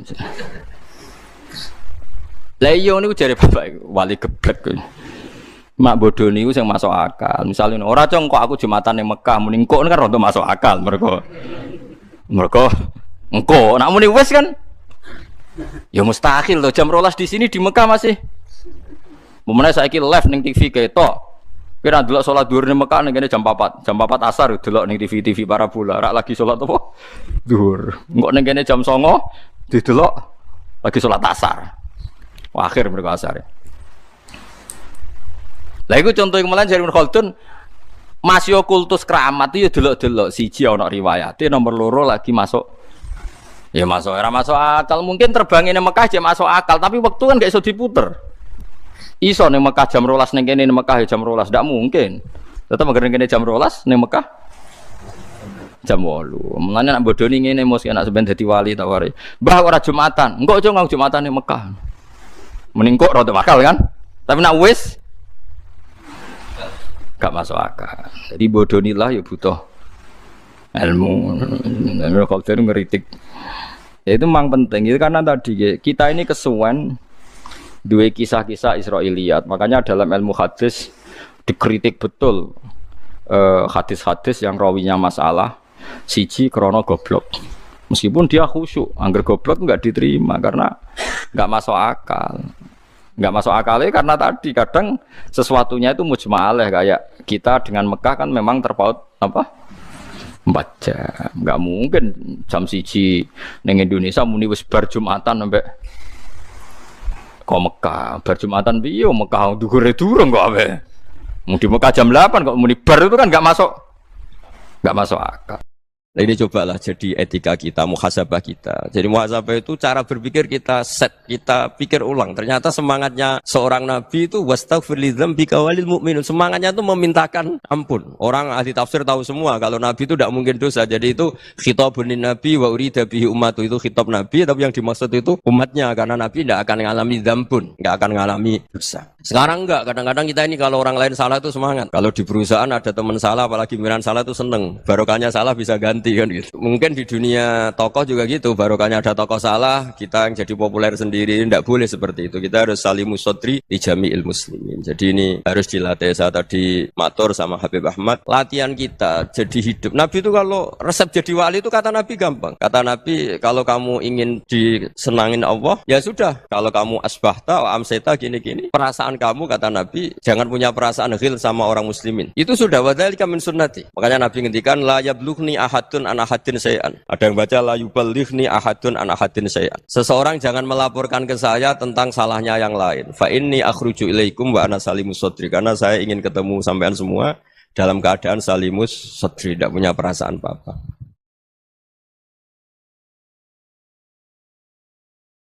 Dalam konteks Indonesia, muhasabah itu sudah jadi perilaku ya, karena dulu orang tua saya, guru-guru saya kalau ngandani itu, bayangkan kalau kamu jadi dia ya. Jadi misalnya kita mentang-mentang atasan, otoriter sama bawahan, bayangkan kalau kamu jadi yang bawahan itu kayak apa. Laukunta makanah, kalau orang Arab bilang, bayangkan kalau kamu di posisi dia. Makanya guyonannya orang-orang Indonesia itu kan orang ngaramkan judi gitu, bareng dikasih tahu. Tapi yang menang anak jenengan, alhamdulillah. Ternyata ngaramkan itu karena ada anaknya. Kalau anaknya yang menang ya seneng. Meskipun itu guyonan, tapi saya punya padanan itu dalam kitab Hikam. Nabi Ibrahim itu Khalilur Rahman, tentu bencinya minta ampun sama yang namanya maksiat. Suatu saat beliau diterbangkan di alam malakut. Itu kalau di Hikam saya halaman 15 juga. Saya masih ingat betul. Mungkin kalau Anda beda halaman karena beda cetakan. Atau enggak punya kitabnya. Atau punya tapi tidak bisa baca. Nah itu jadi berbagai kemungkinan. Atau punya tidak bisa baca tapi dianggap jimat. Atau digo pencitraan. Banyak itu kaji-kaji tidak bisa baca kitab tapi di ruang tamunya kitabnya besar-besar. Pencitraan itu. Tapi ya bagus lah, enggak apa-apa untuk syiar. Setelah diterbangkan di alam malakut, diperlihatkan sama Allah, ada orang pezina, ada orang syaribul khomri, ada orang mabuk, ada orang macam-macam. Allah tanya sama Nabi Ibrahim, bagaimana pendapat kamu Ibrahim tentang mereka yang maksiat? Kata Nabi Ibrahim, ya Allah habisi saja mereka, mereka hidup di bumi engkau, makan rezeki engkau, kemudian mereka tidak taat sama engkau. Singkat cerita di fase itu, saya ulang lagi di fase itu, Allah nurutin. Sampai sekian peristiwa, mungkin 3 atau 4. Ya, setelah sekian tahun Nabi Ibrahim lupa peristiwa itu, kemudian beliau diminta menyembelih anaknya. Ini versi kitab Hikam. Memang versinya banyak tentang kenapa Nabi Ibrahim disuruh menyembelih anaknya. Ketika mau menyembelih anaknya, Nabi Ibrahim ragu. Huwa samratu fuadi. Anak saya ini buah hati saya, kenapa engkau suruh menyembelih? Terus kata Allah, apa kamu tidak ingat ketika kamu saya angkat di alam malakut, kemudian kamu usul bunuh-bunuh, saya ada mempertimbangkan usul Anda, tapi kenapa sekarang saya merintahkan kamu mikir gitu. Terus, ya karena ini anak saya ya Allah. Terus kata Allah, rumang samu wong sumpukon mata ini gak gawean kau sing gawe kowe enak wae usul mata ini. Jadi sebenarnya saya yang bikin, kemudian Anda enak aja usul membunuh. Semenjak itu Nabi Ibrahim itu di eranya itu asfaqun nas, orang paling sayang sama manusia. Karena kadang kita keras itu ya kebetulan itu udah anak kita, ada keluarga kita. Cara orang Jawa itu kan gitu ya, kalau ada perempuan terus macak yang macam-macam pakai sepeda motor cowok terus wah itu luput suwuk, semoga-moga gini. Tapi setelah dikasih tahu, niku ponakane jenengan, semoga-moga selamat. Jadi jangan-jangan kemarin ahli ma'asi itu kebetulan itu udah keluarga kita. Kalau keluarga kita yang pernah salah pada kita, semangat kita mintakan maaf. Jangan-jangan kita didikte hukum sosial gitu. Jadi orang yang salah, kebetulan tuh orang yang menservis kita. Atau keluarga kita, atau orang dekat kita. Jangan-jangan semangat kita mintakan ampun. Tapi kalau sama orang lain, kebetulan musuh kita semangatnya minta itu kena adab.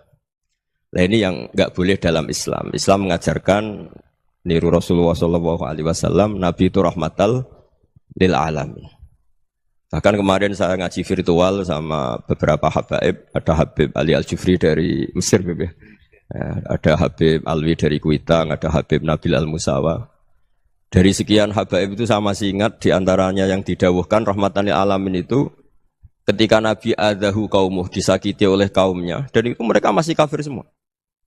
Itu mereka dapat doanya Nabi Allahumma hdi qaumi fa innahum la ya'lamun. Kayak apa baiknya Nabi, orang yang menyakiti, yang melukai, tapi Nabi masih berdoa Allahumma hdi qaumi fa innahum la ya'lamun. Sayyidina Umar dapat doanya Nabi itu yakhina kana kafiran, ketika masih kafir didoakan. Allahumma aizzal Islam bi Umar. Itu ketika masih kafir. Itu pelajaran bagi kita bahwa yang sedang tidak cocok pun itu berdapat doa kita. Ya doa supaya kondisi kita baik, hari tambah baik. Karena agama ini saya berkali-kali bilang limangka nayarjuwa hawal yaumal akhir. Agama ini diperuntukkan bagi yang selalu punya harapan pada Allah Subhanahu wa taala. Saya cerita muhasabah ini tentang hubungan kita dengan Allah. Di Indonesia itu banyak orang fasik, banyak orang nakal. Ya di mana-mana orang nakal itu ya mayoritas wa aksaruhum fasikun. Tapi berkahnya harapan. Mungkin saya kira nakal sok benda, mungkin saya kira sholat sok ben sholat, mungkin sekarang belum sakhok, belum dermawan, suatu saat dermawan. Barokahnya itu kefasikan ini dianggap sementara. Sedang fasik, sedang tidak benar. Karena kiai-kiai kita, para guru-guru kita, para habaib utamanya itu mesti bilang semoga husnul khotimah. Nah barokahnya doa itu semoga husnul khotimah itu menjadikan satu pola sosial. Yang sedang fasik ini masih diharapkan jadi lebih baik, jadi lebih. Sehingga kita tidak ngambil sikap ekstrim, ya ingin menghabisi atau ingin mengadili, tidak. Karena selalu kita punya harapan. Dan agama ini limangka nerjuwa hawal yaumil akhir. Bayangkan itu kalau yang nakal itu anak kamu. Pasti kamu nggak ingin kan langsung dapat azab, dapat apa. Padahal kita semua jadi tokoh ini abul kulli, bapak dari semuanya. Sehingga ketika Rasulullah SAW jalan-jalan kemudian melihat perempuan sedang menyalakan api. Kalau apinya mati ditiup, anaknya dijauhkan. Nanti kalau sudah jauh dari api, anaknya digendong lagi. Terus kata Rasulullah, matur ke semua sahabat, Aro'aitum anna hadih tarihatan waladaha alan nar. Apa kamu berpendapat bahwa perempuan ini akan melemparkan anaknya ke neraka? Tidak ya Rasulullah. Tidak akan seorang ibu melemparkan anaknya ke api. Terus kata Rasulullah, Allahu arhamu min hadih biwaladiha. Allah lebih rahman, lebih rahim dibanding orang tua ini kepada anaknya. Ini yang harus kita kenalkan terus, kita kampanyakan terus. Supaya orang hubungannya dengan Allah itu nyaman, asik. Sehingga dengan demikian selalu ada harapan bahwa yang sedang nakal ini suatu saat tobat. Kita tidak boleh menghukumi pasti begini, pasti gini. Itu tidak wilayah kita. Itu juga yang dicontohkan Rasulullah SAW. Secara lahir Nabi itu nggak berkenan sama Wahsy. Karena Wahsy itu salahnya salah fatal. Karena membunuh ahabban nasi ila Rasulillah. Yaitu membunuh Sayyid Hamzah. Jadi ketika Wahsy tobat, Nabi itu nerima tobatnya. Dan ketika beliau dengan basariyahnya agak siap ketemu Wahsy karena harus ingat Sayyid Hamzah, basariyahnya diturutin. Oke, kamu iman, saya turutin, tapi jangan sering ketemu saya. Karena kalau ketemu kamu, saya masih ingat sama paman saya, Sayyid Hamzah. Kita bisa ngelola seperti itu. Kita tidak cocok sama orang, bagaimanapun mereka umat Rasulullah SAW, kita tetap mencintai mereka. Misalnya kalau beda agama, mereka sama-sama orang Indonesia, kita mencintai mereka atas nama warga Indonesia. Tapi kalau misalnya potongannya ora cocok, beda kultur, bawaannya itu mangkelno cara Jawa, ya bisa diilmoni, jangan ketemu. Wong sudah tidak cocok, ingin ketemu nyari solusi. Roh ini tok seneng itu kan ya repot itu. Ya sudah kalau nggak pati cocok ya jangan sering ketemu. Dan itu kita bisa memanage seperti itu tuh bisa. Saya berkali-kali cerita tentang Imam Syafi'i. Kalau dikasih tahu ya Imam Aba Abdillah, panggilannya Imam Syafi'i, tetangga Anda ini ternyata banyak yang nggak senang Anda. Jawabnya beliau senang. Ya bagus kalau nggak seneng saya, ndak utang saya katanya. Jadi gara-gara sampean seneng aku ngatur aku ini kan. Dan mungkin sampean ra seneng kan ya enak. Jadi hidup itu dianggap happy. Kalau seneng ya teman silaturahim, kalau nggak seneng ya nggak bakal utang gitu. Baru kayak ra seneng itu nggak ganggu. Gitu. Jadi dulu itu orang bisa ngelola seneng tidak seneng itu bisa. Karena ada kearifan hubungan dengan Allah Subhanahu wa taala. Hidupnya selesai karena masyghul bi dzikrillah, mereka sibuk dengan Allah. Makanya kata ulama-ulama tasawuf, kamu jangan melihat manusia perilakunya, tapi kamu juga harus ingat yang gerakkan semua itu Allah Subhanahu wa taala. Dengan demikian kita farah, kita senang. Makanya Nabi kalau ngutus Anas bin Malik kemudian enggak kesampaian yang diinginkan karena Anas main, ketika garwa-garwane Nabi agak tersinggung, Nabi andaikan Allah menghendaki yang saya inginkan kesampaian, pasti itu kesampaian. Jadi dianggap kegagalan Anas enggak manggil yang dituju Nabi itu ya kersane Allah, ya enteng saja. Sayyidina Ali lebih parah lagi yang dialamin. Itu dalam beliau kalau dipanggil itu enggak cepat-cepat ke sana. Ketika ditanya, "Kenapa kamu tak panggil enggak cepat ke saya?" "Amin tu ukubatak." Karena aku tahu engkau orang baik. Orang baik itu pemaaf. Jadi makanya orang-orang soleh dulu itu bodoni itu. Makanya sekarang kalau ada orang bodoni itu mesti bidik orang soleh. Kalau orang-orang soleh itu kakean husnudzon lagi sering dibodonin. Abdul bin Umar itu masyhur itu. Kalau ada budaknya sering sholat, sergap sholat itu dimerdekakan. Akhirnya enggak sholat pun pura-pura sholat. Akhirnya juga dimerdekakan. Ketika ditanya, kenapa engkau merdekakan? Padahal mereka sholatnya menipu engkau, kata pembisik-pembisik itu. Man khoda'ana lillah in khoda'na lah. Dia nipu atas nama Allah, berarti saat tertipu juga atas nama Allah. Enggak masalah dong, semuanya demi Allah Subhanahu wa ta'ala. Jadi ketika kita ketemu mensifati Allah Ta'ala itu ghafir. Allah pemaaf. Jangan kamu enggak fair untuk diri kamu nyifati Allah ghafir, pada orang lain Allah kamu sifati syadidul iqab. Jadi Allah kamu atur, kayak MC tadi ngatur saya. Jadi Allah itu apa? Kalau pada saya ghafir, kalau pada musuh saya syadidul iqab. Itu tidak fair. Kalau Anda punya harapan kepada Allah karena Allah Rahman Rahim, Allah ghafir, sebenarnya Allah pada musuh kita ya bisa saja Allah ghafir, bisa saja Allah Rahman Rahim. Sehingga kita melihat orang lain yang kita tidak cocok itu ya enteng saja. Itu min ummati Rasulillah sing tanaluhu syafa'atuh, tanaluhu sa'atu rahmati, tanaluhu fair. Jangan dengan kita kayak mesti dapat rahmat. Jangan orang lain kayak Allah pasti syadidul iqab. Itu tidak boleh. Sehingga ketika ada orang Badui, singkat cerita orang Badui ini kencing di masjid. Semua sahabat membentak dia. Yang enggak bentak hanya Nabi tok. Saking mangkalnya orang ini karena semua sahabat bentak kecuali Nabi. Setelah dibenarin Nabi, terus Nabi nyuruh Sobbu ali dhanuban min ma'in. Setelah disucikan masjid itu, dia berdoa keras sekali. Allahumma arhamni wa Muhammadan wa la tarham ma'ana ahadan. Ya Allah, yang berhak dapat rahmatmu hanya saya dan Nabi Muhammad, yang lainnya jangan. Karena yang lainnya tuh jengkelin, gitu aja saya salah dimarah-marahin. Gitu.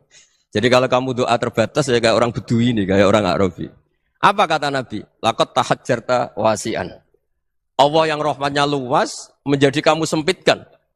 Karena kamu mau atur Allah hanya Rahman pada Indonesian Power, pada NU, pada kita yang orang lain nggak perlu dapat. Itu kan kasihan Islam karena Islam terus nggak dimiliki semua orang. Allah tidak dimiliki semua orang, Rasulullah nggak dimiliki semua orang karena di NU, di ormas tertentu, di nggak boleh seperti itu. Nggak boleh takhasyar tawasian kata Nabi, tidak boleh mempersempit zat yang rahmatnya itu luas. Ini semoga etika ini kita pakai di Indonesia. Yang sedang fase kita harapkan lebih baik. Yang sedang nggak dapat hidayah kita doakan dapat apa? Hidayah. Masyhur kan, makanya tadi saya mohon sama Habib Ali supaya Habib Ahmad supaya tetap mahalul qiyam, tabaruk sama Habib Ali di antara doa-doa di Simtuduror masyhur itu antuqabilal mudhniba minnah bil ghufran wal musi'a bil ihsan. Jadi harapannya para habaib, para orang-orang baik dulu ya semoga yang dosa itu dimaafkan, yang sedang salah dibuka, bikin lebih baik. Nabi itu tugasnya juga gitu. Wastaghfir li dzambika walil mu'minina wal mu'minat. Nabi itu tugasnya juga memintakan ampun yang sedang salah. Nah ini cobalah jadi etika kita, muhasabah kita. Jadi muhasabah itu cara berpikir kita set, kita pikir ulang. Ternyata semangatnya seorang nabi itu wastaghfir li dzambika walil mu'minun. Semangatnya itu memintakan ampun. Orang ahli tafsir tahu semua kalau Nabi itu tidak mungkin dosa. Jadi itu khitabun Nabi wa urida bihi ummatu, itu khitab Nabi, tapi yang dimaksud itu umatnya karena Nabi tidak akan mengalami dzambun, tidak akan mengalami dosa. Sekarang enggak, kadang-kadang kita ini kalau orang lain salah itu semangat. Kalau di perusahaan ada teman salah, apalagi pimpinan salah itu seneng. Barokahnya salah bisa ganti kan gitu. Jadi Mungkin di dunia tokoh juga gitu, barokahnya ada tokoh salah, kita yang jadi populer sendiri, tidak boleh seperti itu. Kita harus salimus sodri di jami'il muslimin. Jadi ini harus dilatih. Saya tadi matur sama Habib Ahmad, latihan kita jadi hidup. Nabi itu kalau resep jadi wali itu kata Nabi gampang. Kata Nabi, kalau kamu ingin disenangin Allah, ya sudah. Kalau kamu asbahta, amseta, gini-gini, perasaan kamu, kata Nabi, jangan punya perasaan ghil sama orang muslimin. Itu sudah wadzalika min sunnati. Makanya Nabi ngendikan la yablughni ahadun an ahadin syai'an. Ada yang baca la yuballighni ahadun an ahadin syai'an. Seseorang jangan melaporkan ke saya tentang salahnya yang lain. Fa inni akhruju ilaikum wa ana salimus sadri. Karena saya ingin ketemu sampean semua dalam keadaan salimus sadri, tidak punya perasaan apa-apa. Karena kalau nurutin pembisik, nurutin informasi itu ya repot karena orang pasti sepihak. Ada kiai yang top, datang ke kampung-kampung ning desa-desa. Kata yang seneng itu punya akhlak. Wah itu bagus orang besar datang ke kampung-kampung. Kata yang enggak seneng, wah itu jobnya kiai kecil kok diambil, itu kan ya kasihan itu kan sudut pandang. Makanya saya sering bilang, akal kita ini cukup untuk mentasdik Rasulullah Shallallahu Alaihi Wasallam. Meskipun perasaan kita kadang orang Jawa itu beda. Saya berkali-kali bilang sama peneliti dari Jogja, kenapa sih Gus para nabi itu kok poligami istrinya banyak? Nabi Dawud katanya itu berapa? Nabi Sulaiman malah jumlahnya agak terbatasin. Nabi Muhammad itu paling sedikit. Saya tanya gini, perempuan itu orang lemah, jadi kalau nolong orang satu gimana baik? Kalau nolong orang dua ya lebih baik, ya sudah kira-kira seperti itu. Paling tidak akal kita masih tahu, kalau orang baik, itu kan mesti baik. Nolong orang satu baik, nolong orang dua ya lebih baik, nolong orang tiga lebih baik. Tapi kalau kamu orang nggak baik, satu saja kamu terlantarin, kamu miskinkan, kamu ya tinggal diukur kan. Kalau orang baik, nambah baik. Tapi kalau orang buruk, tambah buruk. Nah itu akal. Akal kita bisa menganalisis kenapa sih nikah itu ada yang poligami, ada yang enggak. Ya sudah, ukur saja diri kamu. Misalnya kayak saya elek keriting, rabi terus, mau perbanyak wong elek, orang perilaku netok, raine dadi elek kabeh gitu. Tapi nak kowe ku ganteng, alim, ganteng, sugih, anake ganteng-ganteng, berhubung kowe saleh ahli swarga kabeh, mertua yo bangga karena karir kamu meyakinkan, ini mertua kamu aja enggak bangga mau nambah. Ipar enggak bangga, mertua enggak bangga, desa kamu yang kamu wayahi juga enggak. Beda dengan Nabi ketika nikah Juwairiyah itu enggak ada pernikahan sebarokah Nabi dengan Juwairiyah itu. Azharu Rasulillah, di situ habis perang banyak tawanan gara-gara jadi besanya Nabi langsung dibebaskan semua karena Azharu Rasulillah. Sekarang besanya Kanjeng Nabi. Dulu Abu Sufyan mangkalnya bukan main sama Nabi. Gara-gara putrinya dinikah terus langsung jadi. Kalau kamu kan enggak, nikah satu, nikah lagi. Satu kampung musuhi kamu. Karena istri pertama ya cemburu, yang kedua agak bangga. Wah itu selesai itu. Di dunia wal akhirah. Maksud saya, nganalisis Islam itu harus pakai akal. Dan akal yang dipakai, ini saya bawa ke kitab Ihya, adalah pikiran-pikiran para ulama. Makanya ketika Imam Ghazali ketika ditanya, fakaifa bi muslimin fasikin, asawwaha fi jami'i amri. Kalau kalian ketemu orang fasik, orang Islam tapi fasik, perilakunya enggak ada yang benar. Kata Imam Ghazali jawabnya lucu, aneh. Ma min muslimin illa wa islamuhu ta'ah. Tidak ada orang Islam kecuali dia mau Islam, membenarkan Allah dan Rasul itu sudah taatnya dia. Kok kamu tidak bisa melihat taatnya dia? Dia pikirannya kan ini pemabuk, ini tukang apa. Tapi kata Imam Ghazali, sebenarnya kamu masih bisa berpikir positif. Ma min muslimin illa wa islamuhu ta'ah. Tidak ada seseorang Islam ketika dia milih Islam itu pasti ada taatnya, yaitu tasdik pada Allah dan tasdik kepada Rasulullah sallallahu alaihi wasallam. Jadi dengan pola seperti itu, maka di antara guru-guru kita yang modern ya di era Mbah Maimun, di sini ada Habib Ahmad. Habib Salim syair yang sering dibaca beliau adalah ada orang munajat sama Allah, ini cerita munajat. Itu orang itu ngendikan gini. Ana mutnibun, ana mukhtiun, ana asi. Huwa rahimun, huwa ghafirun, huwa afi. Ya Allah, saya mukhti, saya orang yang salah. Ana mutnib, saya orang yang dosa. Ana asin, saya sering maksiat. Tapi engkau ya Allah, engkau ghafir, pemaaf. Engkau rahim, maha pengasih. Engkau afin, yang mudah memaafkan. Terus kata orang ini, ya agak kurang ajar, tapi saking senengnya sama Allah. Qobal tuhunna salasatan bisalasati. Ya gini saja ya Allah, sifat engkau diadu dengan sifat saya. Engkau Tuhan Gusti, enggak boleh kalah katanya. Terus wasatahliban ausofu ausofi, dan kau pasti pemenangnya gitu. Jadi ada orang rayu Allah dengan cara seperti itu ya ada ya. Saya ini manusia, salah saya banyak. Engkau ampunannya banyak. Engkau Tuhan Gusti, enggak boleh ampunan Anda, ampunan engkau kalah dengan salah saya. Enggak boleh Tuhan kok kalah. Nah, jadi untuk supaya orang punya harapan gitu. Banyak juga wali-wali yang jadab ketika datang ke makam Rasulullah SAW. Itu kalau dongo ya agak kacau sebetulnya, cara syariat agak kacau. Ya Allah, engkau punya dua pilihan. Jika engkau menjadikan saya soleh, surah habibu, yang senang kekasihmu, yaitu Rasulullah SAW. Tapi jika engkau menjadikan saya fasik, surah aduuk, yang senang itu setan. Monggo jenengan mau menyenangkan kekasih jenengan, mau menyenangkan musuh jenengan, monggo. Jenengan bebas kok memilih. Nah, mestinya Allah ya senang menyenangkan kekasihnya. Jadi ya, intinya Allah dipaksa untuk menjadikan dia orang soleh gitu. Jadi kayak kemarin itu Pak Bu siapa? Yang kesini itu yang sama jenengan. Kuliah kesini itu sama Habib Ahmad. Saya pertama nggak mau, lama-lama Habib Ahmad. Ini gimana Gus? Orang taunya saya dekat jenengan, kalau nggak kasil saya waduh. Ini kayak doanya wali yang tadi. Nggak punya pilihan, nggak ada pilihan. Jadi saya mohon muhasabah itu dimulai cara berpikir. Makanya di sini sebetulnya tag ini supaya dapat barokahnya Ihya. Ini kitab yang disenangi para habaib, para ulama. Sebetulnya tag di muhasabah itu redaksinya gini ya, yang lengkap. Hasibu anfusakum qabla an tuhasabu, wazinuha qabla an tuzanu, wa tahayya'u lil ardil akbar. Jadi ada kata wazinu, jadi ukur. Perilaku Anda ini diukur, ditakar. Misalnya kita sebagai suami kan ya punya hal-hal yang kita tidak ideal. Corong Jawa mesti pesek. Cara rezeki ya pas-pasan. Dan kita juga kalau, makanya nggak boleh tanya istri begini, apa saya cinta pertama Anda? Pasti Anda kecewa. Orang jadi istri hanya korban terakhir gitu. Sudah. Karena orang kalau ngelamar kemana-mana gak jadi, yang jadi istri itu pasti korban terakhir gitu. Jarang istri pilihan pertama, jarang. Ayo semua yang nikah. Rata-rata itu pilihan Anda pertama Pak, dari sekian ditolak di mana-mana terus. Ya perempuan terakhir. Kamu juga korban terakhir gitu. Itu wali-wali dulu kalau ngandani kita itu sederhana. Antal, ini masyhur diceritakan Habib Zain bin Semit dalam kitab Al-Manhajus Sawi. Anta lam tajid min nafsika kullama turid. Fa kaifa turidu min ghairika kullama turid. Kamu yang ingin ideal saja, kamu tidak menemukan pada diri kamu untuk menjadi ideal. Kamu kan ingin ganteng, ingin punya uang banyak, ingin perilaku Anda sempurna. Anda saja yang punya keinginan tidak bisa mewujudkan keinginan Anda sendiri.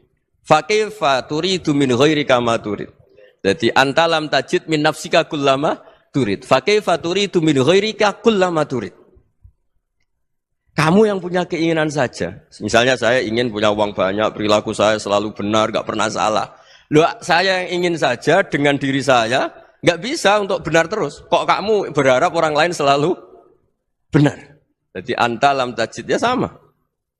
Kalau kamu menuntut istri kamu itu ramah, neriman, apa kamu neriman sama wajah istri Anda gitu? Engko yo pola ning dindi jajaki sana jajaki sini, kamu sendiri ndak kona apa.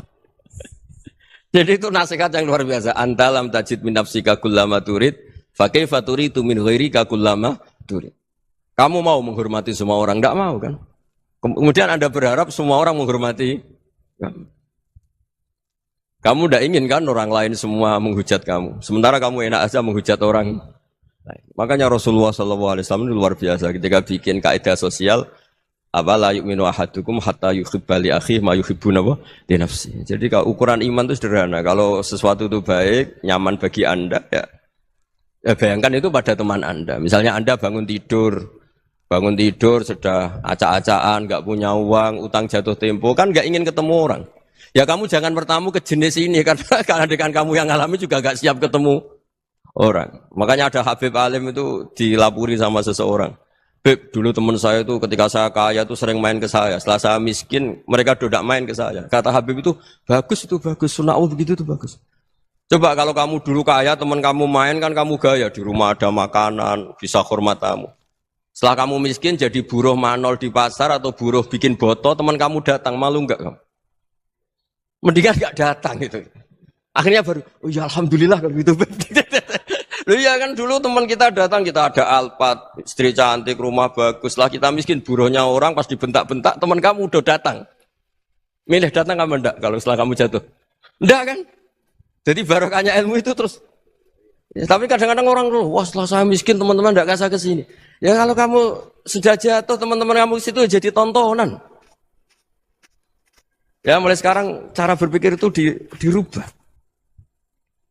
Dulu yang namanya kiai itu kalau diundang orang itu ya agak-agak senang. Semenjak saya itu agak rubah. Mengundang kiai, ngatur kiai itu tak haram-haramkan ya ada lumayan lah sekarang itu sudah mulai agak beretika. Dulu itu ngundang tuh tanggalnya ditentukan, jamnya ditentukan. Oh, enggak mikir apa kiai saat itu nganggur, enggak. Punya wadifah, enggak. Dia milih tanggal yang dia nganggur, enggak mikir masa itu kiainya nganggur apa. Enggak. Ya saya hanya cerita aja, kamu tersinggung ya monggo, boten ya monggo itu kan. Jadi saya mohonlah supaya tadi saya juga matur ke Habib Ahmad. Jadi untuk orang merasa ikut sunnah Rasul itu gampang sekali kata Sayyid Muhammad. Dulu Nabi berpakaian ala daerahnya. Kalau mikot ya pakai mikotu baladi. Karena Nabi orang Madinah dan beliau berdomisili di Madinah ya misalnya mikotnya dari Bir Ali misalnya. Tapi kalau Anda orang kawasan Tanim mau umrah ya dari Tanim. Misalnya kawasan Jirona ya dari Jirona. Artinya apa? Kamu ngambil mikot karena Nabi mikot misalnya dari Bir Ali. Bukan berarti kamu harus seperti Nabi di Bir Ali. Kamu orang Mekah misalnya kamu orang Tanim. Orang dia harus dari mikot itu apa? Baladi. Sama makanya di fikih-fikih itu kalau teknik anak. Nabi orang Arab halawiyatnya kurma ya kurma. Kalau orang Jawa sedegan. Semua podo-podo. Ya podo-podo manis. Jadi ini tabaruk sama Sayyid Muhammad, ini ada murid beliau, Habib Ahmad, sahabatnya. Supaya orang itu merasa ikut Nabi itu gampang sekali. Ini sahabatnya di halaman tadi disaksikan Habib Ahmad 433 di kitab apa ini? Manhajus Salaf fi Fahmin Nusus. Itu kata Sayyid Muhammad, wa kanat sunnatu Rasulillah annahu yat'amu ma yajiduhu fi ardi wa yalbasu ma yajidu wa yarkabu ma yajidu mimma abahu wa ta'ala. Faman istamala ma yajidu fi ardi fa huwa al-muttabi' lis-sunnah. Kama annahu hajjal baita min madinati. Faman hajjal baita min madinati nafsihi fa huwa al-muttabi' lis-sunnah. Wa illam takun hadhil madinatu tilka. Jadi intinya misalnya Nabi dulu itu ngasih sedekah kepada fakir miskin ya pakai dinar, dirham. Ya kalau orang misalnya sedekah pakai rupiah ya sudah ikut sunnah Nabi. Jangan, lu Nabi pakai dinar loh, kamu kok pakai rupiah. Dulu dinarnya Nabi udah ada tulisannya Bank Indonesia, kamu kok ada tulisannya Bank. Ya tidak ada seperti itu. Ya jadi misalnya Nabi sedekah pakai tamar atau pakai al-aqid, ya kita pakai beras, pakai apa. Supaya orang tuh bahwa Rasulullah itu milik kafatal linnas, milik semuanya. Sehingga merasa ikut sunnah Nabi itu ya semuanya. Makanya dulu Mbah Mun kalau motivasi saya supaya bombong, kalau orang Jawa bilang bombong. Wong Jawa itu mesti ono wong alim. Beliau menyontohkan mas itu Mbah Fadol, Senori, Mbah Ihsan Jambes. Itu bisa ngarang-ngarang kitab luar biasa. Padahal beliau bukan orang Arab. Imam Sibawa itu orang Persia. Imam Ghazali orang Tus itu juga ikut Persia. Kata Imam Mun, wong sing ora Arab lah mesti untuk jatah alim kata beliau. Karena Nabi itu diutus ke fatal linnas. Nanti kalau orang yang alim itu Arab tok, berarti tidak ada perwakilan dari Afrika, dari Asia Tenggara, dari mana-mana. Makanya karena Nabi statusnya itu kafatal linnas. Jadi kita harus bangga sebagai Muslim, sebagai orang Indonesia karena misalnya Wali Kutub dulu terkenalnya hanya ada di Yaman, di mana. Ternyata pernah ada juga di Indonesia dan seperti Habib Abu Bakar Segaf Gresik. Jadi ya artinya kan tetap orang Indonesia meskipun beliau dzurriyyah Rasul kan ya sudah orang apa? Orang Indonesia. Dzurriyyahnya Habib Ali Simtuduror sekarang di Solo.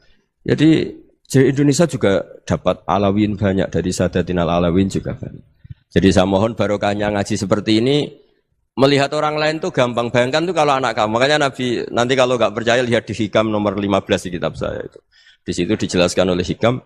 Jangan-jangan semangat Anda pada orang yang maksiat, pada orang yang keliru supaya dihukum itu karena kebetulan itu udah anak Anda, itu udah keluarga Anda. Coba kalau itu keluarga. Makanya kalau saya guyonan di Jogja itu ada pembantu mecahkan piring terus dimarahi majikannya. Saya mesti guyon gitu. Pasti itu pembantunya tidak cantik. Kok bisa Gus? Andekan cantik dan kamu senang mecahno piring satu, piring 1000 ora iso ngamuk kowe. Ternyata ngamuknya itu karena mecahkan piring apa karena plus tidak cantik? Coba jawab para lelaki ini. Kamu marah sama orang maksiat tuh karena maksiat karena plus itu udah anak Anda. Bayangkan kalau itu anak Anda. Itu hebatnya Rasulullah SAW. Karena kita yang salah pun kadung umatnya, Nabi tetap ngasih fasilitas syafaati li ahlil kabair min ummati. Kayak apa baiknya Nabi? Nggak ikut maksiat tapi ikut fasilitasi ngasih syafaat. Loh kalau li ahlil ibadah kan wajar. Nabi ketika ini syafaati li ahlil kabair min ummati. Ya karena tadi logika yang dibangun Rasulullah itu logika yang luar biasa. Kita semangat orang lain kena hukuman itu karena kita tidak punya ra'fah, tidak punya rahmah. Coba kalau Rasulullah yang bil mu'minina ra'ufur rahim, semangatnya itu mendoakan supaya tobat, mendoakan diampuni. Dan itu juga yang diperintahkan oleh Allah Subhanahu wa taala, wastaghfir li dzambika walil mu'minina wal mu'minat. Ya semoga barokahnya ngaji ini, barokahnya Habib Ahmad, barokahnya Maulid Simtud Duror, barokahnya semua kitab madaih Tibak Berjanji semuanya, barokahnya Ikhya, barokahnya Said Muhammad, barokahnya guru kita semua Mbah Maimun, bapak saya. Kita ini ngikuti manhaj, ya, ngikuti apa? Manhaj. Saya sering didhawuhi Mbah Mun, kenapa ihdinas siratal mustaqim bukan siratoka? Bukan jalan engkau ya Allah. Karena Allah itu enggak bisa kamu tiru. Allah itu tidak tidur, tidak makan, tidak kesel, tidak capek. Yang bisa ditiru itu siratal ladzina an'amta alaihim. Yang bisa ditiru manusia ya niru manusia. Karena Allah itu tidak bisa ditiru. Makanya ihdinas siratal mustaqim siratal ladzina. Dan niru siapa? Niru guru-guru kita. Termasuk niru cara pandang. Jadi misalnya ada orang awam di rumah itu hanya delok reng, delok tikus liwat, itu kan kayak nganggur. Kok ora tahajud malah main delok reng. Melihatnya jangan gitu. Huwa tarokal ma'asiyah. Dia di rumahnya tidak dugem, tidak kemana-mana. Dia berarti malam itu tarkul ma'asi. Tidak nyopet, tidak garong, tidak ke tempat maksiat. Susahnya apa sih husnudzon? Jadi jangan lihat huwa tarkut tahajud, huwa tarokat tahajud, wa taroka qiyamal lail. Oke ya, namanya orang begitu ya tidak tahajud, tidak qiyamul lail. Tapi susahnya apa sih kamu bilang huwa tarokal ma'asiyah, dia juga meninggalkan maksiat dan tarkul maksiat itu tuh ibadah. Supaya orang tuh gampang lah husnudzon sama orang muslim. Ini orang mukmin, orang yang luar biasa. Di mata Allah itu orang yang luar biasa. Kayak tadi Imam Ghazali, kalau saya ketemu orang muslim kemudian dia tidak pernah baik, gimana? Kata Imam Ghazali, ma min muslimin illa wa islamuhu ta'ah. Tidak ada orang Islam ketika dia mentasdihkan Allah dan Rasulullah, berarti dia juga punya taat. Ya ini latihan saja, sing iso nglakoni Habib Ahmad kula namung cerita mawon. Kula cerita secara akademik, saya punya kitab, saya baca dan alhamdulillah kita paham barokahnya para guru dan supaya terbiasalah. Sebaik-baiknya ibadah husnudzon billah wa husnudzon bil mu'minin. Soal tidak cocok ya diilmoni tadi ya, namanya enggak cocok ya jangan sering ketemu. Seperti Rasulullah SAW, beliau karena sangat mencintai Said Hamzah, ketemu orang yang pernah begitu sama Said Hamzah ya beliau secara basyariah tidak siap. Tapi beliau secara cara bahasa sekarang, secara profesional, kalau beliau seorang nabi dan harus menerima tobatnya siapapun ya diterima. Saya meskipun dengan A, B gak cocok karena dia begini-begini sama saya, tapi saya ingat dia sholat, dia baca sholawat, dia mencintai Rasulullah. Ya kita hormat. Ya soal gak cocok ya di manage tadi ya. Zurhiban tasdid huban. Kalau gak pati cocok ya jangan sering ketemu bawaannya enak nanti. Ya semuanya itu diilmoni lah. Makanya ngendikane Ma'ruf Al-Qurhi ada yang baca Al-Kharqi, mangqala fil yaumi salasa marrat wa marham ummata Muhammad kutiba minal abdal. Karena semangat mencintai siapapun satu hari sering baca Umar Hammata Muhammad, wa asli ummata Muhammad, wa tajawaz an ummati Muhammad. Itu mesti kutiba minal abdal. Dia pasti termasuk wali abdal. Maksudnya semangat mencintai.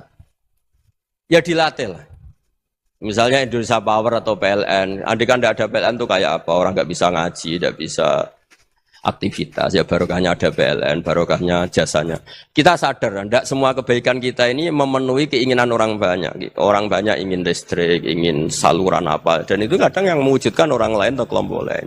Ya karena itu manfaat ke orang lain ya kita doakan. Karena khairun nas anfa'uhum linnas. Sehingga kita terbiasalah ngakui orang lain. Seperti semangatnya Rasulullah SAW, semuanya itu didoakan, semuanya diinginkan kebaikannya. Bahkan Nabi gak putus asa sampai di akhirat.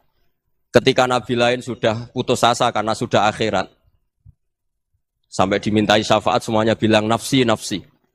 Karena merasa semuanya enggak punya nyali di depan Allah. Karena ini sudah akhirat, sudah finish. Tapi apa Rasulullah? Analah. Ya udah, saya sanggup mensyafaati kalian. Terus kata Nabi, fa'atiyal arsya. Saya mendatangi aras, fa'akhiru lahu sajidan, saya sujud. Wa ahmaduhu bimahamida allamaniha rabbi. Kemudian saya tetap muji Allah. Dengan pujian yang terus menerus. Padahal sudah di akhirat, sudah finish. Nabi dimintai syafaat masih sanggup. Karena Nabi tahu, akhirat tidak bisa mendikte Allah. Tidak bisa. Allah terus bilang, ya Allah ini akhirat. Engkau sudah tidak boleh mensyafaat. Tidak bisa. Allah tidak bisa diganggu akhirat. Allah tidak boleh dibatalkan rahmannya oleh akhirat. Allah tetap rahman rahim abadal abad. Dan Nabi tahu itu. Makanya kata para ulama, fa Muhammadun Ahmadu min ghairihi. Jadi Nabi Muhammad namanya dua, yang terkenal. Sebenarnya banyak yang terkenal dua, Muhammad sama Ahmad. Ketika Nabi punya nyali memuji Allah di akhirat atau sudah di akhirat, itu fa Muhammadun Ahmadu min ghairihi. Ketika Nabi lain sudah tidak punya nyali muji Allah karena sudah akhirat, Nabi Muhammad tetap berani muji Allah di saat seperti itu. Makanya Ahmadu di situ kata ulama itu af'al tafdil, fa Muhammadun Ahmadu min ghairihi. Kanjeng Nabi lebih memuji Allah di saat yang Nabi lain sudah tidak punya nyali untuk memuji Allah di saat itu. Makanya kata Nabi, fa akhiru lahu sajidan wa ahmadhu bimahamida allamaniha rabbi. Akhirnya setelah lama gitu terus Allah ngendikan, ya Muhammad irfa' ra'sak wasal tu'tah wasfa' tusyaffa. Sudah Muhammad, angkat kepala kamu minta apa saya turutin, dan kalau kamu ingin mensyafaati umatmu saya beri hak apa? Syafaat. Nah, semoga semangat itu juga menjadikan kita munajat bahwa rahmat Allah tidak terbatas, harapan juga tidak terbatas. Mungkin yang sedang nakal ya kita katakan sedang, jangan terus kamu pastikan wah ini mesti suul khotimah, mesti tidak orang baik. Tidak, agama ini liman kana yarjuwa wal yaumal akhir, selalu bagi yang punya harapan. Ya, mugi-mugi dapat barokah semua. Mantul dengan kata wassalamualaikum warahmatullahi wabarakatuh. Dalam konteks Indonesia, muhasabah itu sudah jadi perilaku ya. Karena dulu orang tua saya, guru-guru saya kalau ngandani itu, bayangkan kalau kamu jadi dia. Jadi misalnya kita mentang-mentang atasan, otoriter sama bawahan. Bayangkan kalau kamu jadi yang bawahan itu kayak apa? Laukun tamakanah, kalau orang Arab bilang, bayangkan kalau kamu di posisi dia. Makanya guyonannya orang-orang Indonesia itu kan orang ngaramkan judi gitu, bareng dikasih tahu. Tapi yang menang anak jenengan, alhamdulillah. Ternyata ngaramkan itu karena ada anaknya. Kalau anaknya yang menang ya seneng. Meskipun itu guyonan, tapi saya punya padanan itu dalam kitab Hikam. Nabi Ibrahim itu Khalilur Rahman, tentu bencinya minta ampun sama yang namanya maksiat. Suatu saat beliau diterbangkan di alam malakut. Itu kalau di Hikam saya halaman 15 juga. Saya masih ingat betul. Mungkin kalau Anda beda halaman karena beda cetakan. Atau enggak punya kitabnya. Atau punya tapi tidak bisa baca. Nah itu jadi berbagai kemungkinan. Atau punya tidak bisa baca tapi dianggap jimat. Atau digo pencitraan. Banyak itu kaji-kaji tidak bisa baca kitab tapi di ruang tamunya kitabnya besar-besar. Pencitraan itu. Tapi ya bagus lah, nggak apa-apa untuk syiar. Setelah diterbangkan di alam malakut, diperlihatkan sama Allah. Ada orang pezina, ada orang syaribul khomri, ada orang mabuk, ada orang macam-macam. Allah tanya sama Nabi Ibrahim, bagaimana pendapat kamu Ibrahim tentang mereka yang maksiat? Kata Nabi Ibrahim, ya Allah habisi saja mereka. Mereka hidup di bumi engkau, makan rezeki engkau, kemudian mereka tidak taat sama engkau. Singkat cerita di fase itu, saya ulang lagi di fase itu, Allah nurutin. Sampai sekian peristiwa, mungkin 3 atau 4. Sudah, setelah sekian tahun Nabi Ibrahim lupa peristiwa itu, kemudian beliau diminta menyembelih anaknya. Ini versi kitab Hikam. Memang versinya banyak tentang kenapa Nabi Ibrahim disuruh menyembelih anaknya. Ketika mau menyembelih anaknya, Nabi Ibrahim ragu. Huwa samratu fuadi. Anak saya ini buah hati saya, kenapa engkau suruh menyembelih? Terus kata Allah, apa kamu tidak ingat ketika kamu saya angkat di alam malakut, kemudian kamu usul bunuh-bunuh, saya tidak mempertimbangkan usul Anda, tapi kenapa sekarang saya merintahkan kamu mikir gitu. Terus, ya karena ini anak saya ya Allah. Terus kata Allah, rumang samu wong sumpukon mata ini gak gawean kau sing gawe kowe enak wae usul mata ini. Jadi saya yang bikin, kemudian Anda enak aja usul membunuh. Semenjak itu Nabi Ibrahim itu di eranya itu asfaqun nas, orang paling sayang sama manusia. Karena kadang kita keras itu ya kebetulan tuh udah anak kita, ada keluarga kita. Cara orang Jawa itu kan gitu ya. Kalau ada perempuan terus macak yang macam-macam pakai sepeda motor cowok terus wah itu luput suwo, semoga-moga gini. Tapi setelah dikasih tahu, niku ponakane jenengan, semoga-moga selamat. Jadi jangan-jangan kemarin ahli ma'asi itu kebetulan tuh tidak keluarga kita. Kalau keluarga kita yang pernah salah pada kita, semangat kita mintakan maaf. Jangan-jangan kita didikte hukum sosial gitu. Jadi orang yang salah, kebetulan tuh orang yang menservis kita. Atau keluarga kita, atau orang dekat kita. Jangan-jangan semangat kita mintakan ampun. Tapi kalau sama orang lain, kebetulan musuh kita semangatnya minta itu kena adab. Nah ini yang nggak boleh dalam Islam. Islam mengajarkan niru Rasulullah SAW, Nabi itu rahmatal lil alamin. Bahkan kemarin saya ngaji virtual sama beberapa habaib, ada Habib Ali Al-Jufri dari Mesir, ada Habib Alwi dari Kuitang, ada Habib Nabil Al-Musawa. Dari sekian habaib itu saya masih ingat diantaranya yang didawuhkan rahmatan lil alamin itu ketika Nabi adahu kaumuh, disakiti oleh kaumnya, dan itu mereka masih kafir semua. Itu mereka dapat doanya Nabi Allah mahdi qaumi fa innahum la ya'lamun. Kayak apa baiknya Nabi, orang yang menyakiti, yang melukai, tapi Nabi masih berdoa mahdi qaumi fa innahum la ya'lamun. Sayyidina Umar dapat doanya Nabi itu yakhina kana kafiran, ketika masih kafir didoakan. Allahumma aisyal Islam bi Umar. Itu ketika masih kafir. Itu pelajaran bagi kita bahwa yang sedang tidak cocok pun itu berdapat doa kita. Ya doa supaya kondisi kita baik, hari tambah baik. Karena agama ini, saya berkali-kali bilang, limangka nayarjuwa hawal yawmal akhir. Agama ini diperuntukkan bagi yang selalu punya harapan pada Allah Subhanahu wa Ta'ala. Saya cerita muhasabah ini tentang hubungan kita dengan Allah. Di Indonesia itu banyak orang fasik, banyak orang nakal. Ya di mana-mana orang nakal itu ya mayoritas, wa aksaruhum fasikun. Tapi berkahnya harapan. Mungkin saya kira nakal sok benda, mungkin saya kira sholat sok ben sholat, mungkin sekarang belum sakhok, belum dermawan, suatu saat dermawan. Barokahnya itu kefasikan ini dianggap sementara, sedang fasik, sedang tidak benar. Karena kiai-kiai kita, para guru-guru kita, para habaib utamanya itu mesti bilang semoga husnul khotimah. Nah barokahnya doa itu semoga husnul khotimah itu menjadikan satu pola sosial. Yang sedang fasik ini masih diharapkan jadi lebih baik, jadi lebih. Sehingga kita tidak ngambil sikap ekstrim, yang ingin menghabisi atau ingin mengadili, tidak. Karena selalu kita punya harapan. Dan agama ini limangka nerjuwo hawal yawmal akhir. Bayangkan itu kalau yang nakal itu anak kamu. Pasti kamu nggak ingin kan langsung dapat azab, dapat apa. Padahal kita semua jadi tokoh ini abul kulli, bapak dari semuanya. Sehingga ketika Rasulullah SAW jalan-jalan kemudian melihat perempuan sedang menyalakan api. Kalau apinya mati ditiup, anaknya dijauhkan. Nanti kalau sudah jauh dari api, anaknya digendong lagi. Terus kata Rasulullah, matur ke semua sahabat, Aro'aitum anna hadih tarihatan waladaha alan nar. Apa kamu berpendapat bahwa perempuan ini akan melemparkan anaknya ke neraka? Tidak ya Rasulullah. Tidak akan seorang ibu melemparkan anaknya ke api. Terus kata Rasulullah, Allahu arhamu min hadih biwaladiha. Allah lebih rahman, lebih rahim dibanding orang tua ini kepada anaknya. Ini yang harus kita kenalkan terus, kita kampanyakan terus. Supaya orang hubungannya dengan Allah itu nyaman, asik. Sehingga dengan demikian selalu ada harapan bahwa yang sedang nakal ini suatu saat tobat. Kita tidak boleh menghukumi pasti begini, pasti gini. Itu tidak wilayah kita. Itu juga yang dicontohkan Rasulullah SAW. Secara lahir Nabi itu nggak berkenan sama Wahsy, karena Wahsy itu salahnya salah fatal karena membunuh ahabban nasi ila Rasulillah, yaitu membunuh Sayyid Hamzah. Jadi ketika Wahsy tobat, Nabi itu nerima tobatnya. Dan ketika beliau dengan basariyahnya nggak siap ketemu Wahsy karena harus ingat Sayyid Hamzah, basariyahnya diturutin.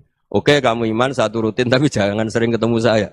Karena kalau ketemu kamu, saya masih ingat sama paman saya, Sayyid Hamzah. Kita bisa ngelola seperti itu. Kita tidak cocok sama orang, bagaimanapun mereka umat Rasulullah SAW, kita tetap mencintai mereka. Misalnya kalau beda agama, mereka sama-sama orang Indonesia, kita mencintai mereka atas nama warga Indonesia. Tapi kalau misalnya potongannya ora cocok, beda kultur, bawaannya itu mangkel no coro Jawa, ya bisa diilmoni, jangan ketemu.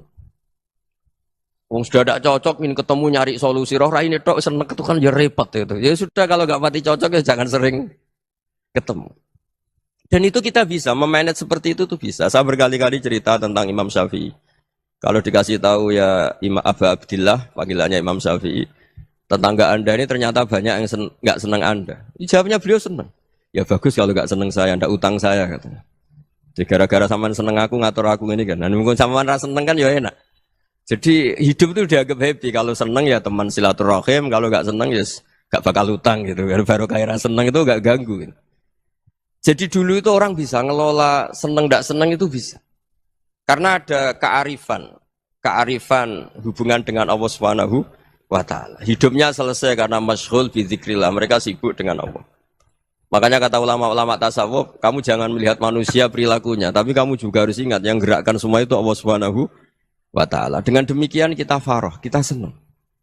Makanya Nabi kalau ngutus Anas bin Malik kemudian nggak kesampaian yang diinginkan karena Anas main, ketika garwa-garwani Nabi agak tersinggung, Nabi andaikan Allah menghendaki yang saya inginkan kesampaian, pasti itu kesampaian.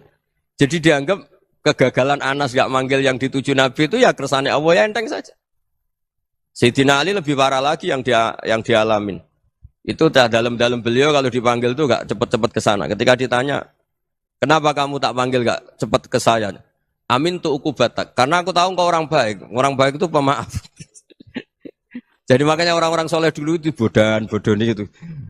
Makanya sekarang kalau ada orang bodoni itu mesti bidik orang soleh. Kalau orang-orang soleh itu kakean husnudzon akhirnya sering dibodonin. Abdul bin Umar itu masyhur itu. Kalau ada budaknya sering sholat, sergap sholat itu dimerdekakan. Akhirnya enggak sholat pun pura-pura sholat. Akhirnya juga dimerdekakan. Ketika ditanya, kenapa engkau merdekakan? Padahal mereka sholatnya menipu engkau, kata pembisik-pembisik itu. Man khoda'ana lillah in khoda'na lah. Dia nipu atas nama Allah, berarti saat tertipu juga atas nama Allah. Enggak masalah dong, semuanya demi Allah Subhanahu wa Ta'ala. Mensifati Allah Ta'ala itu ghafir. Allah pemaaf. Jangan kamu enggak fair untuk diri kamu nyifati Allah ghafir, pada orang lain Allah kamu sifati syadidul iqab. Jadi Allah kamu atur, kayak MC tadi ngatur saya. Jadi Allah itu apa? Kalau pada saya ghafir, kalau pada musuh saya syadidul iqab. Itu enggak fair. Kalau Anda punya harapan kepada Allah karena Allah Rahman Rahim, Allah ghafir, sebenarnya Allah pada musuh kita ya bisa saja Allah ghafir, bisa saja Allah Rahman Rahim. Sehingga kita melihat orang lain yang kita tidak cocok itu ya enteng saja. Itu min ummati Rasulillah sing tanaluhu syafa'atuh, tanaluhu sa'atu rahmati, tanaluhu fair. Jangan dengan kita kayak mesti dapat rahmat, jangan orang lain kayak Allah pasti syadidul iqab. Itu tidak boleh. Sehingga ketika ada orang Badui, singkat cerita orang Badui ini kencing di masjid, semua sahabat membentak dia. Yang enggak bentak hanya Nabi tok. Saking mangkalnya orang ini karena semua sahabat bentak kecuali Nabi. Setelah dibenarin Nabi, terus Nabi nyuruh Sobu Ali Dhanuban min ma'in. Setelah disucikan masjid itu, dia berdoa keras sekali. Allahumma arhamni wa Muhammadan wa la tarham ma'ana ahadan. Ya Allah, yang berhak dapat rahmatmu hanya saya dan Nabi Muhammad, yang lainnya jangan. Karena yang lainnya tuh jengkelin, gitu aja saya salah dimarah-marahin. Gitu. Jadi kalau kamu doa terbatas ya kayak orang Bedui ini, kayak orang Arabi. Apa kata Nabi? Laqad tahajjarta wasi'an. Allah yang rahmatnya luas menjadi kamu sempitkan. Karena kamu mau atur Allah hanya Rahman pada Indonesian Power, pada NU, pada kita yang orang lain nggak perlu dapat. Itu kan kasihan Islam karena Islam terus nggak dimiliki semua orang. Allah nggak dimiliki semua orang, Rasulullah nggak dimiliki semua orang karena dipek NU, dipek ormas tertentu, dipek nggak boleh seperti itu. Nggak boleh takhasyar tawasian kata Nabi, nggak boleh mempersempit zat yang rahmatnya itu luas. Ini semoga etika ini kita pakai di Indonesia. Yang sedang fase kita harapkan lebih baik. Yang sedang nggak dapat hidayah kita doakan dapat apa? Hidayah. Masyhur kan, makanya tadi saya mohon sama Habib Ali supaya Habib Ahmad supaya tetap mahalul qiyam, tabaruk sama Habib Ali di antara doa-doa di Simtuduror masyhur itu antuqabilal mudhniba minnah bil ghufran wal musi'a bil ihsan. Jadi harapannya para habaib, para orang-orang baik dulu ya semoga yang dosa itu dimaafkan, yang sedang salah dibuka, bikin lebih baik. Nabi itu tugasnya juga gitu. Wastaghfir li dzambika walil mu'minina wal mu'minat. Nabi itu tugasnya juga memintakan ampun yang sedang salah. Nah, ini cobalah jadi etika kita, muhasabah kita. Jadi muhasabah itu cara berpikir kita set, kita pikir ulang. Ternyata semangatnya seorang nabi itu wastaghfir lidzambika walil mu'minun. Semangatnya itu memintakan ampun. Orang ahli tafsir tahu semua kalau nabi itu tidak mungkin dosa. Jadi itu khitabun nabi wa urida bihi ummatu, itu khitab nabi, tapi yang dimaksud itu umatnya, karena nabi tidak akan mengalami dzambun, tidak akan mengalami dosa. Sekarang enggak, kadang-kadang kita ini kalau orang lain salah itu semangat. Kalau di perusahaan ada teman salah, apalagi miran salah itu seneng. Barokahnya salah bisa ganti kan gitu. Ya, jadi kalau mungkin di dunia tokoh juga gitu, barokahnya ada tokoh salah, kita yang jadi populer sendiri, tidak boleh seperti itu. Kita harus salimus sodri di jami'il muslimin. Jadi ini harus dilatih. Saya tadi matur sama Habib Ahmad, latihan kita jadi hidup. Nabi itu kalau resep jadi wali itu kata Nabi gampang. Kata Nabi, kalau kamu ingin disenangin Allah, ya sudah, kalau kamu asbahta wa amseta gini-gini, perasaan kamu, kata Nabi, jangan punya perasaan ghil sama orang muslimin. Itu sudah, wadzalika min sunnati. Makanya Nabi ngendikan la yablughni ahadun an ahadin syai'an. Ada yang baca la yuballighni ahadun an ahadin syai'an. Seseorang jangan melaporkan ke saya tentang salahnya yang lain. Fa inni akhruju ilaikum wa ana salimus sodri. Karena saya ingin ketemu sampean semua dalam keadaan salimus sodri, tidak punya perasaan apa-apa. Karena kalau nurutin membisik, nurutin informasi itu ya repot, karena orang pasti sepihak. Ada kiai yang top, datang ke kampung-kampung ning desa-desa. Kata yang seneng itu punya akhlak. Wah, itu bagus orang besar datang ke kampung-kampung. Kata yang enggak seneng, wah itu jobnya kiai kecil kok diambil, itu kan ya kasihan itu kan sudut pandang. Makanya saya sering bilang, akal kita ini cukup untuk mentasdik Rasulullah Shallallahu Alaihi Wasallam. Meskipun perasaan kita kadang orang Jawa itu beda. Saya berkali-kali bilang sama peneliti dari Jogja, kenapa sih Gus para nabi itu kok poligami istrinya banyak? Nabi Dawud katanya itu berapa? Nabi Sulaiman malah jumlahnya agak terbatasin. Nabi Muhammad itu paling sedikit. Saya tanya gini, perempuan itu orang lemah, jadi kalau nolong orang satu gimana baik? Kalau nolong orang dua ya lebih baik, ya sudah kira-kira seperti itu. Paling tidak akal kita masih tahu kalau orang baik itu kan mesti baik. Nolong orang satu baik, nolong orang dua ya lebih baik, nolong orang tiga lebih baik. Tapi kalau kamu orang nggak baik, satu saja kamu terlantarin, kamu miskinkan, kamu ya tinggal ukur kan. Kalau orang baik nambah baik, tapi kalau orang buruk tambah buruk. Nah itu akal. Akal kita bisa menganalisis kenapa sih nikah itu ada yang poligami, ada yang enggak. Ya sudah, ukur saja diri kamu. Misalnya kayak saya elek keriting, rabi terus, memperbanyak wong elek, orang perilaku netok, raine dadi elek kabeh gitu. Tapi nak kowe ku ganteng, alim, ganteng, sugih, anake ganteng-ganteng, berhubung kowe saleh ahli swarga kabeh, mertua yo bangga karena karir kamu meyakinkan, ini mertua kamu aja enggak bangga mau nambah. Ipar enggak bangga, mertua enggak bangga, desa kamu yang kamu wayai juga enggak. Beda dengan Nabi ketika nikah Juwairiyah itu enggak ada pernikahan sebarokah Nabi dengan Juwairiyah itu. Azharu Rasulillah, di situ habis perang banyak tawanan, gara-gara jadi besanya Nabi langsung dibebaskan semua karena Azharu Rasulillah. Sekarang besanya Kanjeng Nabi. Dulu Abu Sufyan mangkalnya bukan main sama Nabi, gara-gara putrinya dinikah terus langsung jadi. Kalau kamu kan enggak, nikah satu, nikah lagi, satu kampung musuh kamu. Karena istri pertama cemburu, yang kedua agak bangga. Wah itu selesai itu, di dunia wal akhirah. Maksud saya, nganalisis Islam itu harus pakai akal. Dan akal yang dipakai, ini saya bawa ke kitab Ihya, adalah pikiran-pikiran para ulama. Makanya ketika Imam Ghazali ketika ditanya, fakaifa bi muslimin fasikin, asawwaha fi jami'i amri. Kalau ketemu orang fasik, orang Islam tapi fasik, perilakunya enggak ada yang benar. Kata Imam Ghazali jawabnya lucu, aneh. Ma min muslimin illa wa islamuhu ta'ah. Tidak ada orang Islam kecuali dia mau Islam, membenarkan Allah dan Rasul itu sudah taatnya dia. Kok kamu tidak bisa melihat taatnya dia? Dia pikirannya kan ini pemabuk, ini tukang apa. Tapi kata Imam Ghazali, sebenarnya kamu masih bisa berpikir positif. Ma min muslimin illa wa islamuhu ta'ah. Tidak ada seseorang Islam ketika dia milih Islam itu pasti ada taatnya, yaitu tasdik pada Allah dan tasdik kepada Rasulullah sallallahu alaihi wasallam. Jadi dengan pola seperti itu, maka di antara guru-guru kita yang modern ya di era Mbah Maimun, di sini ada Habib Ahmad. Habib Salim, syair yang sering dibaca beliau adalah ada orang munajat sama Allah, ini cerita munajat. Itu orang itu ngendikan gini. Ana muznibun, ana mukhtiun, ana asi. Huwa rahimun, huwa ghafirun, huwa afi. Ya Allah, saya mukhti, saya orang yang salah. Ana muznib, saya orang yang dosa. Ana asin, saya sering maksiat. Tapi engkau ya Allah, engkau ghafir, pemaaf. Engkau rahim, maha pengasih. Engkau afin, yang mudah memaafkan. Terus kata orang ini, ya agak kurang ajar, tapi saking senengnya sama Allah. Qobal tuhunna salasatan bisalasati. Ya gini saja ya Allah, sifat engkau diadu dengan sifat saya. Engkau Tuhan, Gusti, enggak boleh kalah katanya. Terus wasatahliban ausofu ausofi, dan engkau pasti pemenangnya. Gitu. Jadi ada orang rayu Allah dengan cara seperti itu ya ada ya. Alhamdulillah sudah ngaji bareng. Kita dengarkan sampai selesai pengajian dari guru kita Gus Bahak bersama channel Nyantri Online. Semoga bermanfaat, barokah untuk kita semuanya. Jangan lupa like, komen, dan subscribe. Semoga bermanfaat. Assalamualaikum warahmatullahi wabarakatuh.